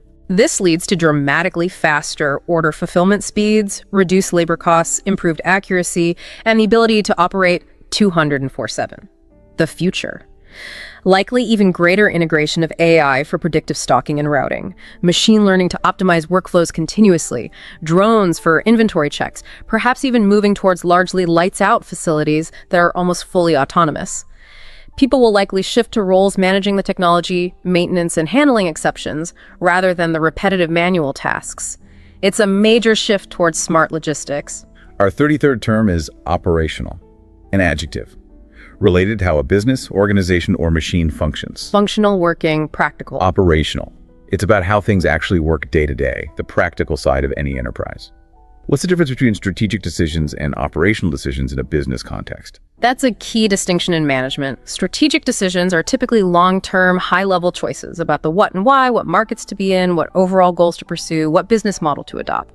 Operational decisions, on the other hand, focus on how the practical day-to-day functioning and the efficiency of processes needed to achieve those strategic goals. It deals with the nuts and bolts, scheduling work, managing inventory levels, handling customer service issues, ensuring machines are running properly. It's about the smooth and effective execution of the broader strategy on a daily, weekly, monthly basis. That distinction is crucial. Let's look at technology's impact. The new software system provides real-time data to enhance operational decision-making processes. Shows how tech directly improves daily functioning. How does real-time data specifically empower managers to make better operational decisions on the fly? This illustrates how technological integration can really enhance efficiency. Real-time data from ERP systems, sensors, or CRM software gives managers immediate insights into current performance production output, inventory levels, sales figures, customer activity, machine status. This immediate feedback enables more agile and informed operational decisions. Managers can spot bottlenecks instantly, optimize resource allocation dynamically, shift staff, reroute deliveries, and respond rapidly to changing conditions or unexpected issues, preventing small problems from escalating into major disruptions. It allows for proactive rather than reactive management. And external challenges. Operational costs rose due to supply chain disruptions. Links operational functioning to external challenges and expense management. What kind of supply chain disruptions typically lead to increased operational costs for a business? This explains those expense management challenges linked directly to external factors. Operational costs are the expenses incurred in the normal running of the business. Labor, materials, energy, transport. When supply chains are disrupted perhaps by geopolitical events like wars or sanctions, natural disasters, labor strikes, port congestion, or even just a sudden surge in demand that suppliers can't meet, it can lead to higher procurement costs, having to buy from more expensive alternative suppliers, increased logistics expenses, air freight instead of sea, production delays due to missing parts or overtime costs. All of these inflate the cost of doing business and impact profitability, requiring managers to adapt quickly, find workarounds, and manage expenses tightly. And a crucial application where failure isn't an option. Maintaining operational readiness is key in emergency services. A critical application where readiness is literally a matter of life and death. What does operational readiness entail for emergency services, and why is it so absolutely paramount? This demonstrates the paramount importance of preparedness in critical sectors like police, fire, ambulance services, or the military. In these contexts, operational readiness means ensuring that all personnel are trained and available, all equipment, vehicles, communication systems, medical supplies is fully functional and properly maintained, and all systems and procedures are in place to respond effectively and immediately to crises. Okay. It entails rigorous regular training, drills, meticulous equipment checks, robust contingency planning for various scenarios, and in smart resource allocation. It's about maintaining a constant state of preparedness to minimize response times and maximize effectiveness in critical situations, directly impacting public safety and saving lives, where seconds can make all the difference. Finally, our 34th and last term for this deep dive, public relations. A noun, the process of presenting a favorable public image of a person, firm, or institution. PR, image management, media relations. Public relations. It's about managing perception, shaping how the world sees you or your organization. What's the biggest misconception people generally have about public relations? Is it just spin? That's probably the biggest misconception, that PR is just spin, propaganda, or simply trying to get good press coverage, often deceptively. While media relations is part of it, true public relations is much broader and more strategic. How so? It's the strategic communication function dedicated to building and maintaining a positive reputation and fostering mutual understanding and positive relationships between an organization and its various publics, customers, employees, investors, communities, government over the long term. It's about crafting and conveying authentic messages, listening to stakeholders, and managing reputation proactively, which is far more nuanced and ethical than mere superficial promotion or spin. That distinction is important. Let's look at its vital role in crisis management. Effective public relations strategies help the company recover from the scandal, shows its crucial role when things go wrong. What are the immediate goals of a PR team in the immediate aftermath of a corporate scandal? This highlights that crucial role of communication in crisis management. When a company faces a scandal, a product recall, an ethical lapse, an environmental issue, strategic PR efforts are immediately deployed with several key goals. Okay. First, to take control of the narrative before misinformation spreads. Second, to restore trust by being transparent and accountable. Third, to address public and media concerns honestly. Fourth, to proactively communicate corrective actions being taken. This carefully crafted, timely messaging is essential for rebuilding credibility, mitigating long-term damage to the brand's image, demonstrating accountability, and outlining a clear path forward for the organization and its stakeholders. And a classic promotional activity. The PR team handled press releases for the product launch, a standard promotional activity, getting the news out. What makes a press release effective in actually garnering media attention these days, when journalists are inundated? That's the challenge. This illustrates standard promotional activities. An effective press release today is not just a dry announcement. It needs to be a compelling story. A story. Yes, highlighting the product's unique value proposition, its benefits to the target audience, any genuinely innovative features, maybe a human interest angle. A skilled PR team crafts engaging headlines, provides relevant data or statistics, includes quotable comments from executives or experts, perhaps visuals. They distribute these releases strategically to relevant media outlets and journalists, following up personally, managing inquiries to ensure a product launch receives positive, accurate, and widespread attention, generating that initial buzz and consumer interest. It has to be newsworthy. And for long-term impact, building strong public relations fosters community trust. This is about long-term relationship building, not just short-term announcements. Why is community trust so essential for a company's long-term success and stability? This refers to that vital long-term goal of reputation building and community engagement. Beyond specific campaigns or product launches, continuous and genuine public relations efforts aim to cultivate positive, ongoing relationships with various stakeholders, including the local communities where a company operates, its employees, and government bodies. Right. This fosters mutual understanding, builds trust over time, and can lead to sustained support, employee loyalty, easier recruitment, smoother regulatory processes, and a stronger social license to operate for the organization.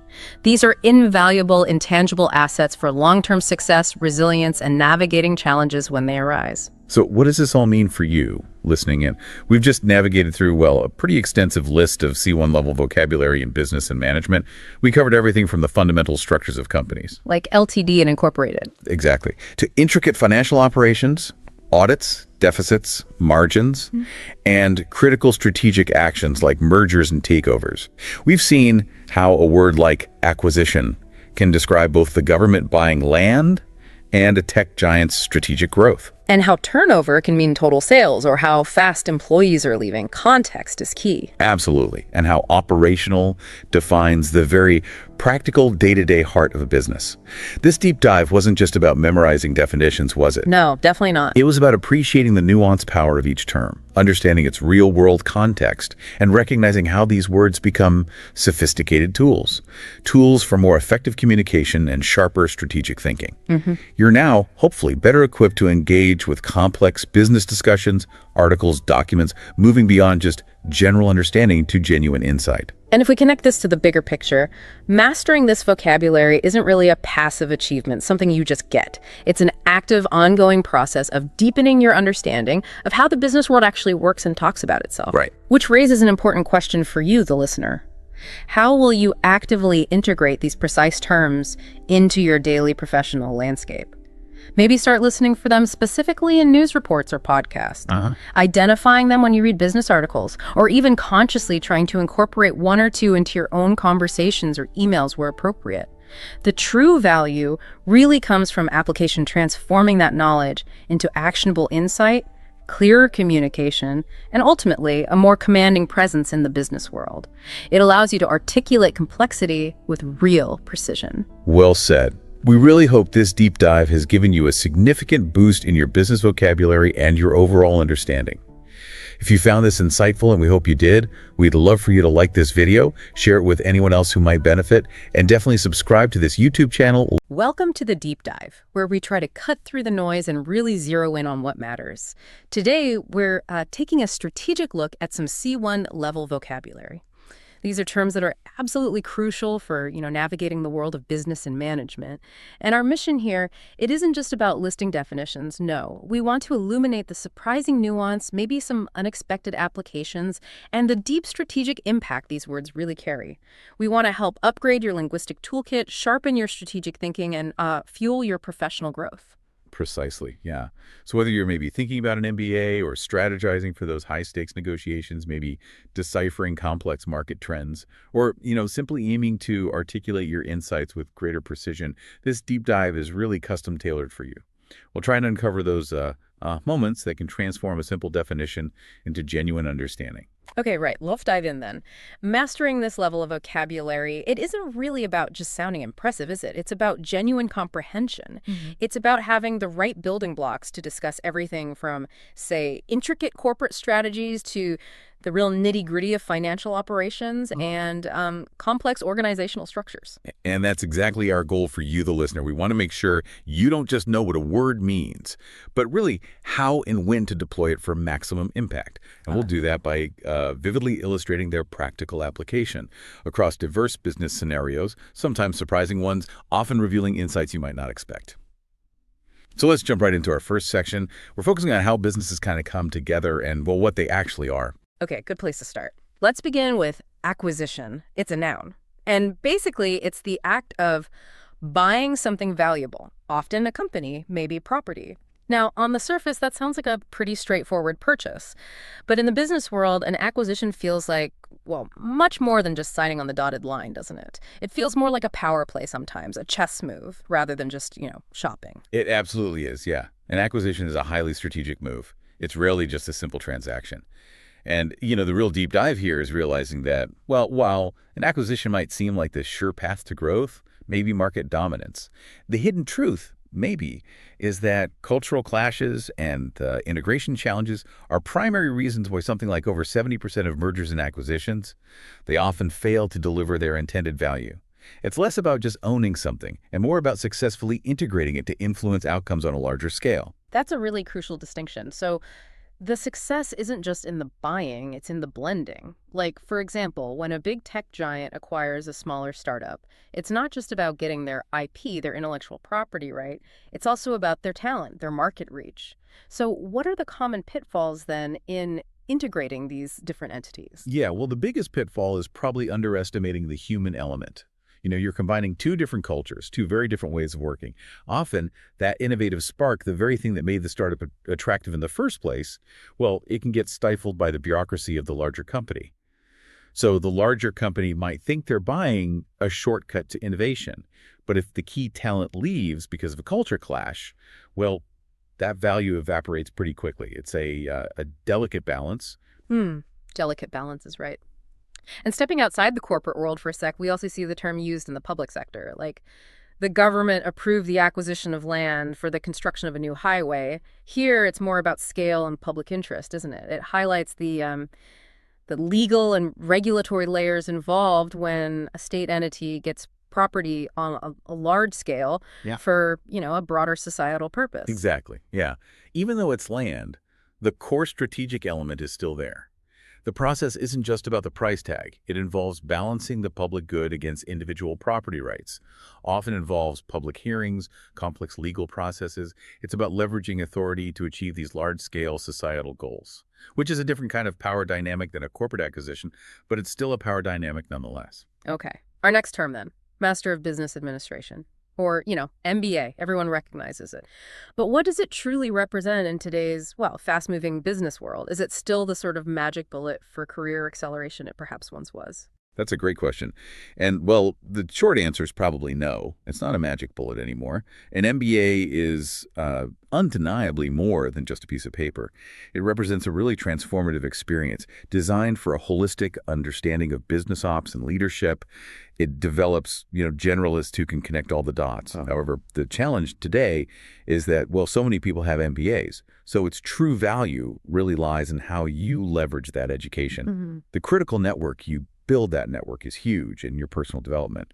Differentiating yourself even with an MBA is now maybe a hidden challenge. Right. That distinction really helps. So it's about application and the network, not just the diploma itself. It's a comprehensive program, right? Covers everything from management and finance to accounting, strategic planning. Exactly.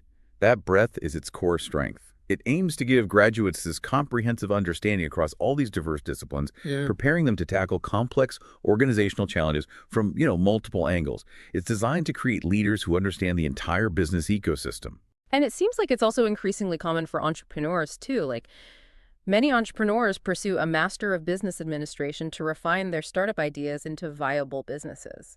So how does an MBA specifically help innovators navigate that, well, chaotic world of startups? Yeah, this highlights a perhaps surprising utility. An MBA helps entrepreneurs convert these raw, often brilliant ideas into, well, structured, sustainable business models. It bridges that gap between the creative vision and the practical requirements. Things like market entry, fundraising, achieving operational scalability. It helps mitigate those common startup pitfalls. It essentially teaches you how to build a business, not just launch an idea. Okay, good point. Let's pivot now to retailer. That's a noun. And it's simply a business selling goods to the public. From the local shop on the corner to massive online stores, retailers are just everywhere. But beyond just selling products, what's a deeper, maybe less obvious role that retailers play today? Well, beyond the obvious transaction, a crucial insight, I think, is that the successful physical retailer today, it's increasingly becoming an experiential hub. They're selling, belonging and lifestyle, not just products. You're creating a competitive moat against that online commoditization. In the age of e-commerce, it's just not enough to simply offer products anymore. You have to offer a reason for customers to visit, to engage, to experience your brand. That's a fascinating evolution from just a store to an experience hub. And of course, online retailers like Amazon, they've completely revolutionized shopping, right? Offering unparalleled convenience, selection, global reach. How has that really changed the game for the traditional, brick and mortar stores? Oh, it's forced them to adapt dramatically.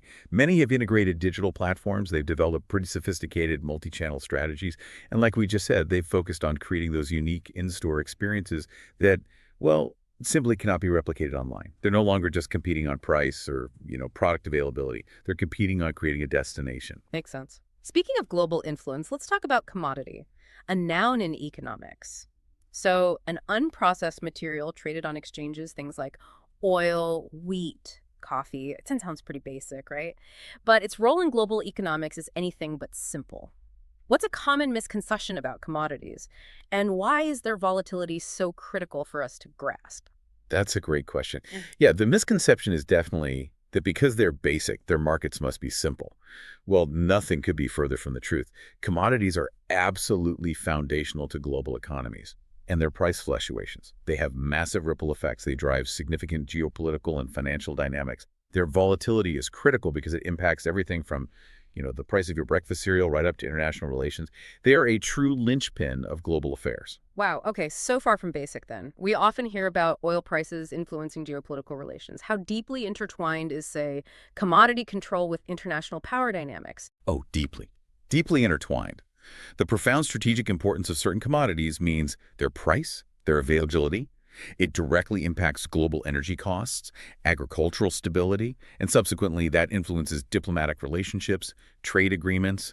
Control over key commodities is often a direct route to geopolitical leverage and ultimately national security. It really shapes alliances and can even, unfortunately, trigger conflicts. Right. And let's look at risk management for the producers themselves. Farmers trade commodities like wheat on futures markets to secure prices in advance. How does this futures market actually work? How does it benefit farmers in such a, volatile industry? It's a really critical risk management mechanism for them. Farmers use these futures markets to essentially lock in prices for their produce, often well before the harvest. This protects them from potential price drops later on that could, frankly, devastate their income. This hedging strategy, it provides financial stability and predictability in an industry that's incredibly susceptible to weather, disease, global supply shifts, you name it. Okay, let's move on to startup. A noun. A newly established, innovative, growth-focused company immediately brings to mind tech, rapid expansion. What's the biggest differentiating factor between a startup and just a traditional small business? I mean, they both start small. That's a key distinction, you're right. A critical differentiator for a startup is its inherent focus on scalability and really rapid growth. It's often driven by technology and innovation. While a traditional small business might aim for, say, steady local profitability, startups are pretty much synonymous with disruption and often have this immense potential for exponential growth. The ambition is fundamentally different. They're usually trying to solve widespread problems or create entirely new markets, not just serve a local clientele. Right, so it's really about that ambition and how fast it can potentially grow. And funding is obviously crucial for these kinds of businesses. The tech startup secured venture capital to develop its app prototype. Why is venture capital, or VC, so critical for startups compared to, say, getting a traditional bank loan? Yeah, VCs typically provided to startups with that high growth potential, often in exchange for equity, a share of the company rather than traditional debt. It's specifically designed to finance the development of initial, often very risky, products or services. Banks, well, they're usually pretty reluctant to fund such unproven ventures, especially without collateral. So VC becomes an essential lifeline for innovation. VC firms are essentially betting on significant future potential, taking on that early risk. Makes sense. And what about adaptability? We hear this a lot. Many startups pivot their strategies based on market feedback. This adaptability seems key. But what exactly does a pivot involve in the startup world, and why is it so necessary? Does it just mean giving up on the original idea? Well, it's a bit more nuanced than just giving up. It's more like learning and evolving, really. A pivot signifies a strategic shift in direction. It could be a fundamental change in the product, maybe the target market, or even the entire business model. And it's based on insights gained from early market testing or feedback. This agility, this responsiveness, it's really a hallmark of successful startups. The ability to pivot quickly allows them to adapt and, frankly, increase their chances of success in these highly dynamic markets. Okay, clear. Our next term is LTD. That little abbreviation you see after a company name, it indicates limited liability for the owners. It's such a tiny abbreviation, but it has huge implications for business owners, right? What's the single most important legal protection this designation offers? Right. The single most important protection is exactly that: limited liability. This legal designation creates a distinct legal entity separate from its owners.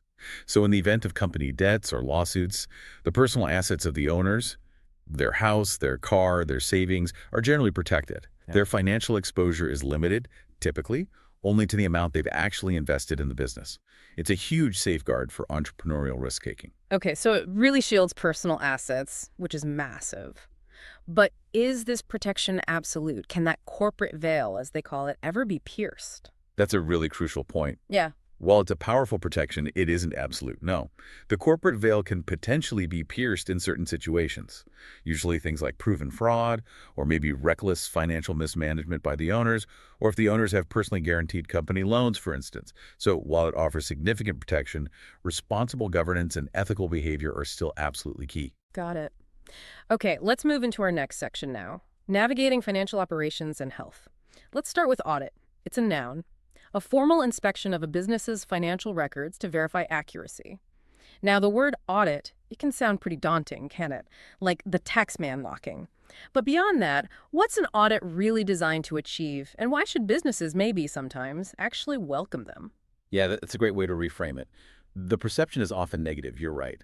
But an audit is actually an indispensable tool. It's for ensuring accuracy, yes, but also compliance and even operational efficiency. It provides an independent, objective review which offers crucial credibility and insight. It's not just about finding errors. It's often about validating good practices and, importantly, identifying opportunities for improvement. A proactive audit can sometimes reveal inefficiencies that, when fixed, actually save the company money and definitely build trust. Ah, okay, that reframes it nicely. So it can be an improvement tool, like the example. An internal audit revealed inefficiencies in the supply chain process. So it's not just about the money, it could be about improving internal processes too. What's the strategic advantage, then, of conducting an internal audit that goes beyond just checking the financial records? That's a key distinction and a really crucial strategic advantage. Good internal audits should extend far beyond just the financial records. They can evaluate processes across all sorts of departments, manufacturing, logistics, HR, you name it. They can identify bottlenecks, pinpoint waste, discover areas where efficiency can be significantly enhanced. This proactive approach helps optimize how resources are allocated and improves overall productivity, making the whole organization more robust. And how about in sectors that really rely on public trust, like charities? The annual audit confirmed the nonprofit's transparent use of donations. Why is transparency through auditing so uniquely important for charities and nonprofits? Yeah, this really underscores the critical importance of accountability in charitable organizations. For nonprofits, an annual independent audit is absolutely crucial. It demonstrates transparent use of funds, it assures donors that their contributions are being managed responsibly and are actually going towards the organization's stated mission. That transparency is just paramount in fostering public confidence and ultimately ensuring continued financial support. Definitely. Okay, our next term is margin. It's a noun in business, meaning the difference between the cost to produce or buy something and its selling price. This is, where the profit happens. What's the biggest mistake businesses make when they're trying to increase their margins? It seems simple. Just raise prices or cut costs, right? Huh? If only it were that simple. Yeah, the biggest mistake businesses often make is probably focusing solely on cutting costs, without really considering the impact that might have on quality, or customer value, or even brand perception. While margin is fundamentally about profitability, trying to boost margins by being overly aggressive with cost-cutting can easily erode the customer experience. It can damage brand loyalty, and ultimately it can really backfire in the long term. It's an intricate act, really, of cost-price balancing. It's an art and a science. That's a crucial balance to strike. So if the margin is already thin, efficiency becomes even more critical. Thin margins in the retail industry require efficient inventory management. Just how critical is inventory management when profitability hangs by such a thin thread? Oh, absolutely critical, yeah. This example highlights how competitive pressures really necessitate operational precision, especially in industries like retail, which are, characterized by notoriously low profit margins. Meticulous inventory management becomes paramount. Minimizing waste, optimizing stock levels, streamlining logistics, these become critical strategies just to eke out profitability from each sale. Literally every penny counts when your margin is that small. Makes total sense. Okay, next up, turnover. A noun. Now, in business, turnover usually means the total sales revenue, right? What's a common pitfall of focusing only on turnover as a measure of success? I mean, high turnover must be good, right? Not necessarily, no. And that's exactly the pitfall. Turnover can be a really misleading metric if you don't analyze it alongside profitability. While it's a key indicator of the activity level, how much business you're doing, high revenue turnover might actually mask a dangerously low profit margin. Or it could even hide deeper organizational issues. It really only tells part of the story of the level of activity, not necessarily the underlying health of the business. Okay, but here's where it gets really interesting because turnover has a completely different meaning in HR, doesn't it? High employee turnover can disrupt team dynamics and increase recruitment costs. What are some of the often unseen costs associated with high employee turnover beyond just the obvious recruitment fees? Yes, this highlights that important shift in context depending on the department. In HR, turnover refers to the rate at which employees leave a company. And high rates can certainly destabilize teams, but the hidden costs are often significant. You've got loss of institutional knowledge, the drain of constantly onboarding and training new staff, reduced productivity while they get up to speed, often decreased team morale among those who stay, and potentially a negative impact on customer service. It's incredibly expensive, actually, to keep replacing people. It impacts the entire organization. Wow, yeah, much more than just recruitment ads. Okay, we're now moving into our final section, management, operations, and strategic actions. Let's talk about merge. It's a verb, to combine and create one whole. To merge sort of implies a coming together, creating something new and hopefully stronger. What's a key reason companies might choose to merge rather than one simply acquiring the other? What's the strategic difference there? Yeah, that's an insightful question about corporate strategy. A key reason companies might choose to frame a combination as a merger, often called a merger of equals, even if they aren't perfectly equal, is to imply a more equal partnership and integration process. This approach can be far better for employee morale and for integrating the two company cultures. It minimizes that feeling of one entity being bought out or taken over. An acquisition typically implies one company buying out the other, which, as you said, carries different power dynamics. The goal of a true merger is really creating a combined entity that is hopefully greater than the sum of its parts. Right, that difference in control and perception, that seems really significant for cultural integration. So when two, say, struggling firms merge into a profitable entity, how do they actually achieve that revitalization, especially if both were struggling beforehand? Yeah, it might seem a bit counterintuitive combining two struggling entities, but this highlights strategic consolidations as a potential path for financial turnaround. If it's done well, mergers can create really significant synergies. Things like reducing redundant costs by eliminating overlapping departments or functions, expanding market share through combined customer bases, combining complementary strengths, maybe one is strong in R&D, the other in distribution. This kind of transformation can revitalize them into a single, more robust, and ultimately profitable business. Okay, let's discuss patent. That's a noun. A formal document giving exclusive rights to make, use, or sell an invention for a limited time. It's all about protecting innovation. What's the fundamental purpose behind granting an inventor this temporary monopoly through a patent? Why not just let everyone use a good invention immediately? Well, the fundamental purpose is really to incentivize innovation in the first place. A patent is a powerful legal instrument. It encourages creators, inventors, companies by granting them that temporary monopoly over their inventions. This exclusivity allows inventors to actually commercialize their ideas without facing immediate replication from competitors. It helps ensure that the often substantial investment of time, money, and resources can potentially be recouped and rewarded. Without this protection, frankly, there would be far less incentive for risky, expensive research and development. That incentive seems crucial, especially in really high-cost industries, like pharmaceuticals. Pharmaceutical patents allow companies to recoup massive R&D costs. Why are patents so particularly critical for the pharmaceutical industry compared to maybe some others? Yeah, this refers to these industry-specific monopolies that are just absolutely crucial for sectors with incredibly high, long, and risky development costs. In the pharma industry, developing a new drug can easily cost billions of dollars, often over a decade or more, and the failure rate is incredibly high. So patents grant these companies exclusive rights to sell the resulting drug for a period, which is often the only way they can financially justify that massive initial outlay and the significant risk involved before generic versions can enter the market. Right, that makes sense given the costs. Okay, our final term for this deep dive is public relations, or PR, a noun. The process of presenting a favorable public image of a person, a firm, or an institution, it's really about managing perception.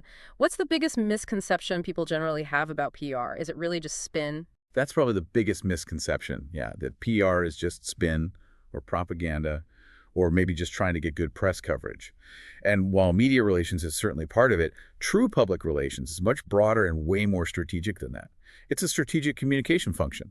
It's dedicated to building and maintaining a positive reputation and also fostering mutual understanding between an organization and its various publics, its stakeholders over the long term. It's far more nuanced and ideally ethical than mere superficial promotion or just spin. Okay, that distinction is important. Let's look quickly at its vital role in crisis management. Effective public relations strategies help a company recover from a scandal. What are the immediate goals of a PR team right in the aftermath of some kind of corporate scandal? Yeah, this highlights that absolutely crucial role of communication in crisis management. When a company faces a scandal, strategic PR efforts are deployed immediately, and they have several key goals, usually.